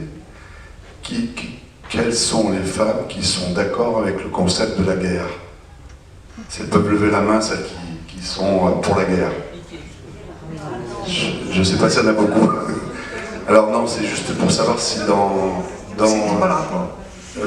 vous allez voir avec la question, si dans les personnages, les personnes de femmes qui ont un pouvoir, est-ce qu'il y en a quelques-unes qui sont des femmes de guerre dans votre recherche? Et puis ensuite, je me posais la question, il y a une série qui a eu beaucoup de succès concernant la royauté en Angleterre. Est-ce que votre travail permettrait à Netflix de faire justement une série sur ces femmes? Ça serait certainement intéressant. Voilà. Parce que je suppose que vous avez certainement d'autres éléments de leur vie en dehors du pouvoir qui seraient peut-être intéressants. J'ai failli devenir très riche, parce qu'on m'a commandé la même chose des Français. Enfin, une boîte française m'a commandé la même chose, c'était juste avant le confinement. Alors, je ne sais pas si cette boîte a bu le bouillon depuis, mais donc j'avais déjà pas mal bossé. J'étais un petit peu payée, mais oui, on avait de quoi faire. Ils voulaient faire une série, notamment 12 épisodes de 52 minutes sur les reines de la Renaissance. Donc oui, c'est bien sûr, il y a de quoi faire. Et si on raconte les choses de bien, pas tout à fait comme Stéphane Bern, il y a vraiment de quoi se... C'est autre chose, quoi. Alors, est-ce que les femmes sont pour la guerre? En fait, ça dépend des périodes. En général, les gens qui sont... Les femmes qui ont été au pouvoir ne sont pas très belliqueuses. Parce que même si on a vécu dans l'histoire de l'Europe, les premiers millénaires sont un peu, on va dire un peu moins... Le premier millénaire est un petit peu moins misogyne que le suivant. C'est toujours difficile quand même d'être une femme au pouvoir. C'est toujours difficile, c'est beaucoup moins... Voilà, ces sociétés n'étaient pas égalitaires. Elles étaient... ce sont des clans, quand il y a beaucoup de guerres, c'est des moments extrêmement violents. C'est toujours plus simple d'être un roi adulte, homme, un roi adulte. Quand il y a des rois enfants, c'est très compliqué, et quand il y a des femmes, c'est quand même très compliqué. Donc, bien sûr qu'une équipe au pouvoir préfère garder la reine, l'épouse du roi, comme veuve, ou si le roi est prisonnier. On préfère... Vous imaginez, une équipe au pouvoir dit « Oh, il n'y a plus d'hommes, bon, on va aller chercher un cousin. » Ben non, ils ne veulent pas aller chercher un cousin, ces gens-là, ils veulent rester au pouvoir. Donc, on préfère garder la reine. En général, ces reines, on les connaît, ces équipes au pouvoir, même si personne n'en a jamais parlé, même si les historiens n'en ont pas encore parlé, du jour au lendemain, on les découvre tout à fait capables. Pourquoi? Parce qu'elles sont associées au pouvoir depuis très longtemps. Certaines ont fait la guerre parce que c'était nécessaire. Par exemple, les mérovingiennes dont on a parlé, Bruno et Frédégonde, c'est l'époque où j'adore cette première dynastie. Bon, on nous a appris les rois fainéants, hein, c'est mon Dieu, les bêtises qu'on nous a racontées. Ces gens-là s'installent au pouvoir, ils n'ont aucune expérience. Ce sont les Francs, ils s'installent au pouvoir parce que l'Empire romain s'effondre, ils doivent tout inventer. Et ils n'ont pas dans leur coutume, non seulement ils n'ont pas, en général ils ne possèdent pas de terre, d'un seul coup ils se retrouvent maîtres de plein de terre, ils se marient avec les gens qui sont là, les Gaulois, toutes les peuplades, etc., etc. Et ils doivent tout inventer, et ils ne savent pas, par exemple, quand un chef franc meurt, ses biens sont partagés entre ses héritiers et ses héritières.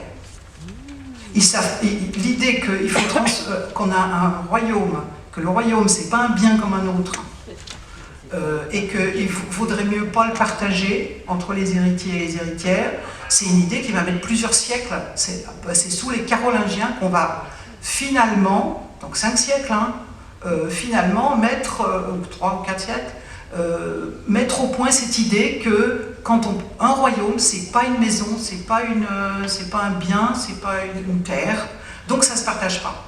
Et donc toute la période des Mérovingiens et du début des Carolingiens, ces gens-là partagent. Ils partagent le royaume. S'ils ont un fils, c'est bon, on ne partage pas. S'il y a 2 fils, on partage en 2. S'il y a 3 fils, on partage en 3, etc. Et évidemment, les fils qui se sont retrouvés fiefés de la moitié ou du quart ou du tiers, la seule idée qu'ils ont, c'est « je tue mon frère pour récupérer le tout ». Donc cette première dynastie, elle est totalement fratricide, Sauf que parfois, c'est des femmes qui sont au pouvoir, parce que le roi est mort, il y avait des petits-enfants, il y a des petits garçons, au début il y avait même eu des filles, mais bon, je ne rentre pas là-dedans, vous lirez dans le livre. Et Clotilde, la fille de Clotilde et Clovis, hein, qui a quand même hérité d'une terre. Très vite, c'est les garçons, parce qu'il faut se faire la guerre. Ils n'arrêtent pas de se faire la guerre. Alors, de temps en temps, on a une femme, parce que le roi est mort et qu'elle a des enfants petits et que l'équipe au pouvoir veut rester là, donc elle fait bloc autour de la reine. Et de temps en temps, il y a donc c'est l'époque ce qu'on appelle des sous-royaumes. Il y a 2, 3, 4 morceaux. Et de temps en temps, il y a 2 femmes qui se retrouvent à la tête de sous-royaume. C'est ce qui est arrivé à Frédégonde et Bruno. Elles avaient chacune des héritiers mâles. Elles se sont battues pour pouvoir conserver leur bout de royaume à leur fils. Et donc, est-ce que c'est pas un problème, est-ce que c'est féminin d'aimer la guerre ou masculin d'aimer la guerre? C'est pas le problème, je veux dire. C'est comme ça, quoi. C'est comme ça, ou alors on va planter ses choux et on dit, bah, tant pis, on renonce. Ben, personne ne renonce en général quand on est à la tête d'un royaume ou d'un bout de royaume, on ne renonce pas. Et même si on voulait renoncer, il y a des gens autour de vous pour vous secouer un peu et vous dire, Didi, toi peut-être, mais on va faire en ton nom, quoi. Donc, longtemps, les femmes font la guerre. Oui, le temps de Jeanne d'Arc, par exemple, elle n'est pas toute seule à faire la guerre. Il y a plein de femmes qui font la guerre parce qu'on est en pleine guerre de 100 ans. Et qu'il faut défendre sa maison, il faut défendre ses terres, il faut défendre son château, et qu'il n'y a pas forcément des gars qui sont là pour faire le boulot. Hein. Donc, évidemment, plus on arrive vers nos périodes, moins on peut penser comme ça. Enfin, c'est une évidence. Mais pendant longtemps, ça a été comme ça. Oui, désolé, c'est encore un homme qui pose une question, un peu honte, mais j'ai pas envie de vous la poser. L'important, c'est la question. Très bien. bien. Alors déjà, merci pour cette présentation, c'est très intéressant, décapant, ça met un peu la rage. Et donc merci pour ça.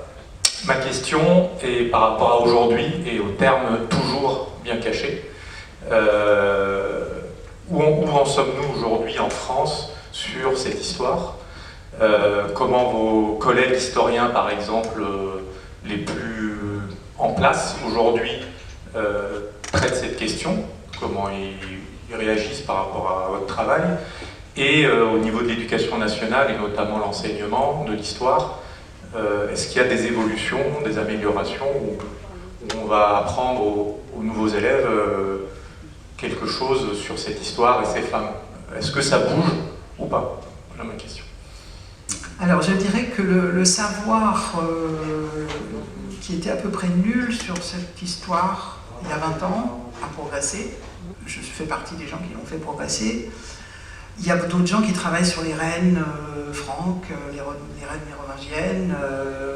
Donc on reconstitue un peu cette histoire si bien cachée.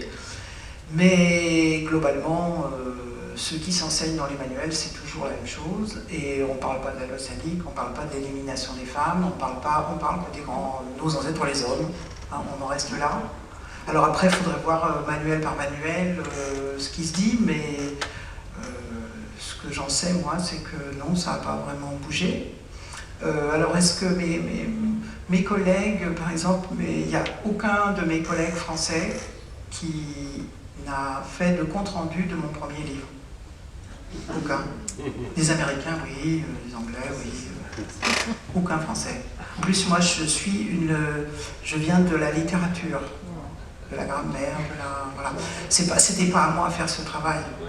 Quand j'ai commencé à m'intéresser à cette histoire, c'était pendant justement la campagne pour la parité, où quand on s'est demandé mais comment ça se fait que les Français sont derniers, c'est pas tout à fait normal, on devrait pas des choses comme ça. On s'est dit, des femmes ont dit, notamment Geneviève Fraisse, je me rappelle d'elle, qui a dit, attendez, c'est pas la première fois, on a été les derniers quasiment à avoir le droit de vote en Europe, de l'Europe. On ne parlait pas de la Suisse, parce que la Suisse n'était pas dans l'Europe, toujours pas. Et elles ont eu le droit de vote bien après. Mais, et puis la loi salique. Alors, donc il y en avait encore il y avait déjà 2-3 idées là-dessus. Et moi, comme j'étais déjà spécialiste de la Renaissance, on m'a demandé d'expliquer ce que c'était que la loi salique. J'ai dit, mais bien sûr, je vais vous expliquer ça. Incapable. Moi, je travaillais sur les reines à l'époque, je pouvais dire que toutes mes reines au pouvoir, toutes mes femmes au pouvoir, Anne de France, Louise de Savoie, Catherine de Médicis, on leur a balancé la loi salique dans la figure. Leurs opposants disaient, qu'est-ce que cette femme fait là? En France, on a la loi salique, elle ne devrait pas être là. Mais quand j'ai essayé de chercher ce que c'était, incapable. J'ai fait des recherches, les plus premières recherches datent de là pour expliquer aux gens qui militaient avec moi pourquoi la France c'était quoi cette culture française de l'élimination des femmes, ou de la mise à l'écart des femmes.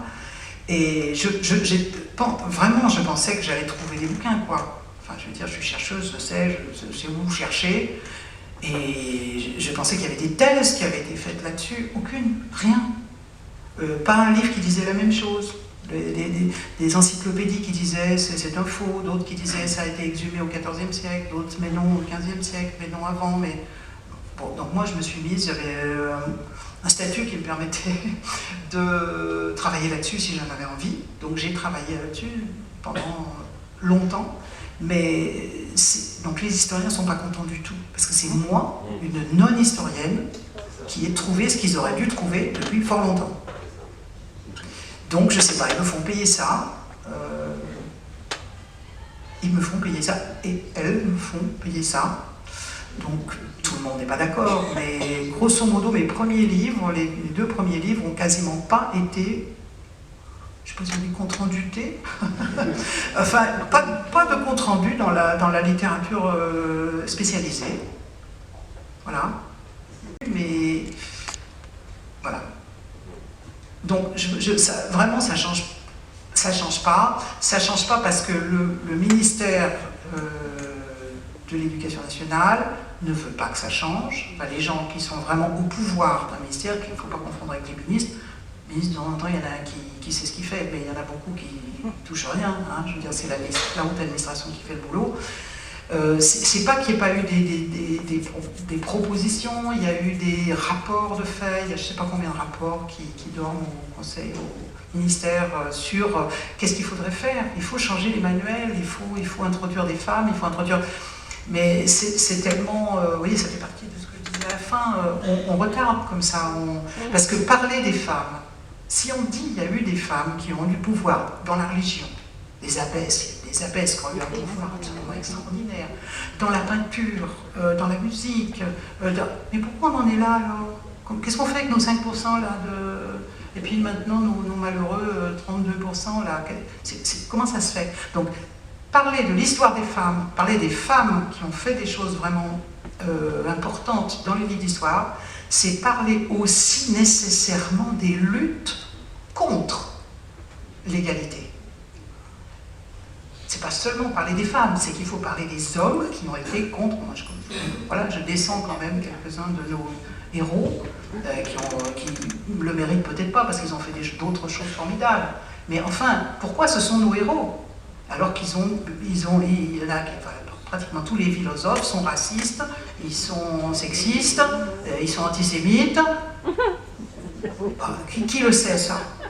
Et pourquoi on le cache en plus? C'est pas normal de le cacher, quelque part c'était normal qu'il le soit. Sauf qu'il faut le dire, et il faut dire qu'ils se sont engagés contre l'égalité. Certains pour l'égalité des gens de toutes les couleurs, mais contre l'égalité des sexes. Donc c'est un mensonge, enfin c'est une chape de plomb que les gens qui ont le pouvoir aujourd'hui, qui sont encore très majoritairement des hommes, ne veulent pas soulever ce couvercle, quoi.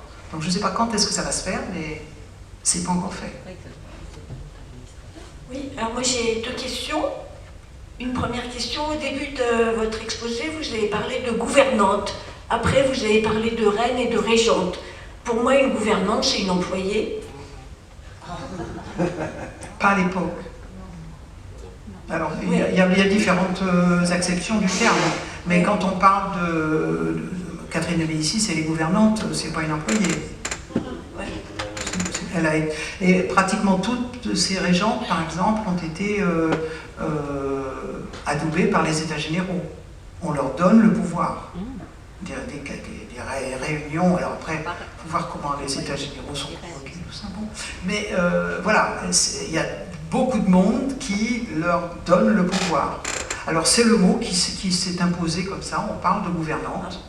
C'est pas du tout la même chose que dans une maison, la chef des domestiques, au fond. Hein. Non, c'est un autre sens. Ma deuxième question, c'est sur la prétendue faiblesse des femmes. Le fait qu'elles soient fragiles, souvent malades, etc. Est-ce que ça ne justifie pas justement le fait qu'elles ont toujours été mises à l'écart? Et que les droits de l'homme, c'est pas les droits de la femme, et on a justifié ça en disant que les femmes étaient plus fragiles, alors que c'est pas vrai du tout. On vit plus longtemps que les hommes, et puis... est-ce que ce mensonge n'était pas fait pour justifier justement le fait que les femmes étaient méprisées? Mais bien sûr, comment dirais-je, c'est très ancien, hein, ça date de la théologie, la femme c'est elle qui fait le péché, comme si l'homme avait dit non, hein. D'après ce qu'on sait, il a dit oui. Bon, alors il y a la théologie qui fait son travail. Il y a à partir du XVIIIe siècle beaucoup de scientifiques qui essayent de justifier que les femmes, oui, ne peuvent pas avoir certaines positions, certaines places, etc., parce qu'elles sont fragiles, faibles, etc. Bon, ils n'ont jamais été voir comment travaillent les paysannes. Hein. Aujourd'hui, on continue à avoir parfois ce discours-là, et qu'à voir les infirmières, hein, ce qu'elles soulèvent. Donc c'est n'importe quoi, c'est juste des discours justificatifs, mais qui sont écrits par des gens qui ont des diplômes, et pas des gens méprisables ou méprisés, peut-être ils sont méprisables, mais ils ne sont pas méprisés, dans des gros livres, dans des encyclopédies, dans des dictionnaires, etc. Et ensuite tout ça est diffusé au bon peuple, et donc il y a des gens qui... Je ne sais pas si les gens y croient, que les femmes sont faibles. Je ne sais pas s'il y a des gens qui n'ont jamais cru, mais en tout cas c'est ce qui s'est raconté au niveau de ceux qui prenaient les décisions. Ceux qui prennent les décisions, bien sûr, ils ne vont jamais dire on garde le pouvoir parce que c'est notre truc, et puis on n'a pas envie de le partager. Bien sûr, il faut toujours trouver des discours justificatifs, et moi je dis la débilité des ennemis est un des grands principes. Hein, c'est le même discours d'ailleurs pour les juifs et les femmes, c'est les mêmes discours, hein, mais quasiment. Pour les sorcières et les juifs, c'est pareil, en plus ils se ressemblaient, manger des enfants la nuit, il y avait les nécrochus, etc. Bon. Donc tout ça, toute cette...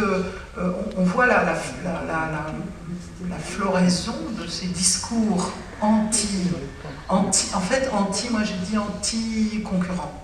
Hein, c'est-à-dire il y a des gens qui arrivent au pouvoir, les diplômés, ce sont les diplômés, ce sont les universitaires qui font ces livres. C'est pas les rois, hein. C'est pas les rois, c'est pas les bourgeois.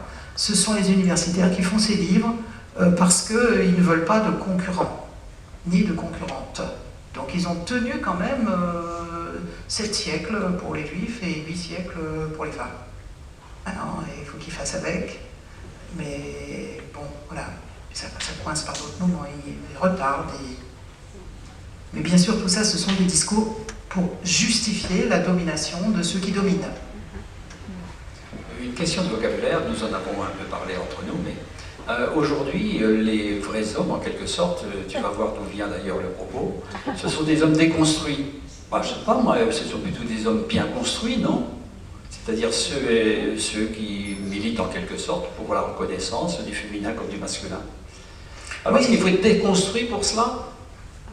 C'est-à-dire qu'il n'y a pas beaucoup d'hommes qui se mouillent pour... Il y en a, hein, il y en a toujours eu. Pour moi, c'est très très important de montrer, chaque fois que je le peux, je cite les hommes qui se sont engagés pour l'égalité des sexes, parce qu'il y en a toujours eu, toujours minoritaires, et encore une fois, c'est pas ceux-là qui ont laissé leur nom sur les plaques des rues. Hein. Donc leur histoire est barrée. Il y a toujours eu des hommes qui n'étaient pas d'accord avec l'inégalité des sexes, toujours. Mais aujourd'hui, il y en a quand même beaucoup qui trouvent ça très bien, quoi. Enfin, ils ne voient pas le problème. Et oui, il faut les déconstruire. Il faut qu'ils se déconstruisent la cervelle et qu'ils la reconstruisent à l'endroit.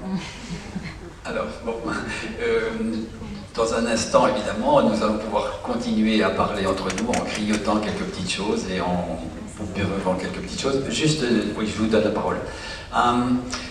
Évidemment, je vous invite fortement à venir demain soir, parce que la conférence d'ordre scientifique qui nous sera donnée par Joël Viels est un autre pendant, si l'on peut dire, de celle que Liane vient de nous donner à l'instant.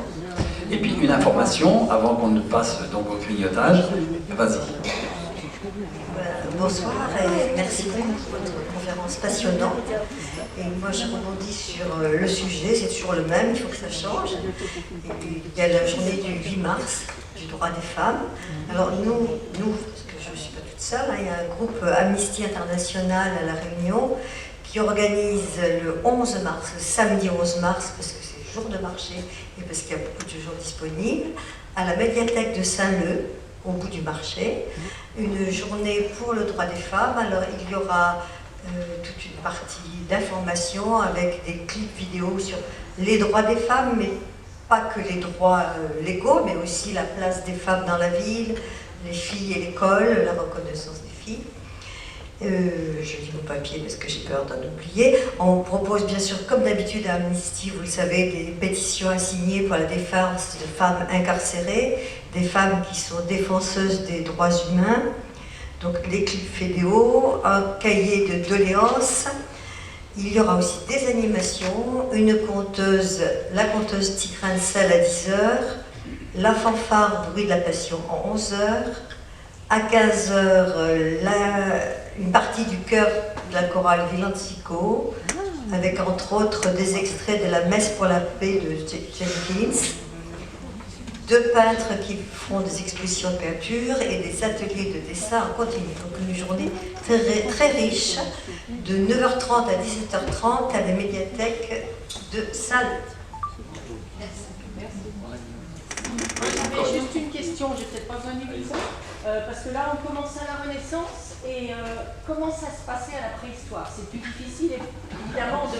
Non mais parce que moi j'ai entendu des textes comme quoi c'était pas voilà, la femme tirée par les cheveux, etc., les clichés, et que les femmes participaient à la chasse par exemple. Oui. Parce qu'on a retrouvé dans les tombes, voilà, et voilà. Alors, ça veut dire que peut-être qu'au début, il y avait plus d'égalité et que c'est après, quand il y a eu les histoires de propriété, tout ça, sédentarisation, que, voilà, qu'il y a eu la suprématie masculine. Qu'est-ce que vous en pensez? Alors, j'ai beau connaître l'histoire de France depuis les Françaliens jusqu'à aujourd'hui, mon savoir ne va pas jusqu'au néolithique. Je peux simplement vous dire que oui, on remet aussi en cause toute cette histoire de l'homme de Cro-Magnon et de l'homme de Néandertal et de l'homme machin. Parce que maintenant, normalement, on devrait dire l'humain de Néandertal, l'humain, parce qu'il y avait des femmes, oui. Il y avait des femmes qui chassaient, visiblement, il y avait des femmes. Mais ça, il faut que ce soit une autre conférence. Il y a aujourd'hui des paléo-anthropologues qui sont capables de vous présenter ce travail. Bon, globalement, l'égalité, s'il y a eu égalité, elle remonte au paléolithique. Hein. Après, ça s'est gâté, quoi. C'est vraiment des... avec toujours des exceptions et des choses différentes, hein, d'une contrée à l'autre ou d'un continent à l'autre, mais globalement, on entre dans l'ère du patriarcat, quoi.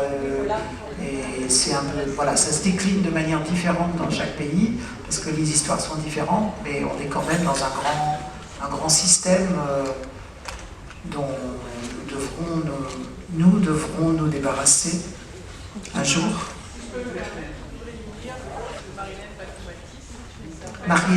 Marilène Patou-Matisse. Marilène Patou-Matisse.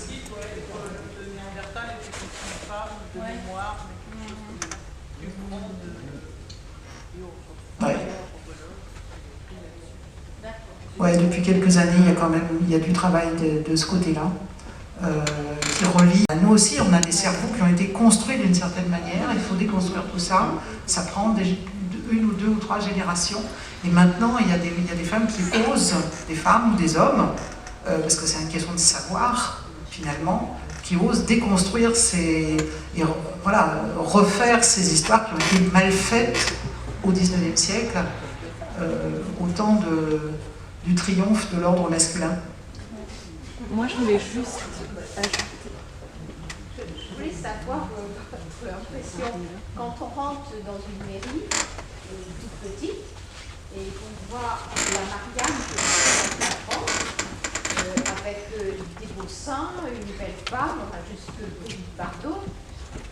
Depuis qu'on est petit, enfin depuis que je suis petite, ça m'a posé problème parce que je me disais mais pourquoi dans cette société qui est très masculine, je suis obligée d'aller regarder toujours en référence comme un dieu, cette femme qui est là, avec son buste et son corps, et on parle toujours de la France, qu'est-ce que c'est dans les mots croisés, on met la France, il faut aller chercher le mot Marianne. Ben, ça fait partie de ce que j'ai montré tout à l'heure avec l'iconographie. C'est pour faire un petit peu oublier que ce système politique est complètement masculiniste. Et donc, on met des images de femmes. C'est des fausses femmes. Hein. Et alors après, ces messieurs s'amusent à leur faire des bustes intéressants pour eux, pour leur œil. Voilà, mais on est dans le faux. On est dans le faux. La tromperie. C'est de la tromperie et bien souvent les femmes sont utiles pour masquer en fait, parce que vous posez la question, mais plein de gens ne se posent pas la question, donc ils voient des femmes, des représentations de femmes, après ils lisent une histoire, voilà. Moi par exemple j'ai fait une année l'analyse du monde des livres, parce que ça m'énervait de lire le monde des livres et de voir essentiellement des hommes chroniqués, enfin des livres d'hommes. Parce qu'on sait maintenant qu'il y a à peu près autant de femmes qui écrivent, enfin c'était la fin du XXe siècle, j'ai fait ça sur l'année 1995, donc je me suis dit j'en ai marre, je prends le monde des livres toutes les semaines et je fais les calculs, je compte, puisqu'on était dans la parité, je compte combien d'hommes, combien de femmes qui font le truc, etc. etc. Alors, c'était l'année 95 donc que j'ai regardé. Eh bien, grosso modo, 20% de femmes seulement qui ont droit à une recension d'un livre, c'est-à-dire de 80% d'hommes. La première page, grand article du monde des livres, je ne sais pas comment c'est maintenant parce que je ne le lis plus, mais c'était comme ça avant, 7% de femmes, donc 93% d'hommes sur la première page. Et donc j'avance dans mon année là, c'était un peu comme ça, donc je faisais mes petits calculs, mes petites statistiques. La première fois que je vois une photo de femme sur la première page, une femme nue, c'est en juillet. Juillet, c'est les vacances, tout ça, tout le monde. Une femme nue, pour parler d'un livre d'hommes. Voilà. Et puis après ça recommence, après juillet ça passe, et puis on revient aux choses sérieuses. Alors il y a des photos de solaires, de machins, de trucs, etc. Toujours des hommes. Donc oui, on met des femmes pour tromper l'ennemi, quoi, si on veut dire, ou pour tromper la population. Pour faire croire qu'il y a à peu près il y a un petit équilibre. Mais elles sont juste dans l'iconographie. Et elles sont souvent nues.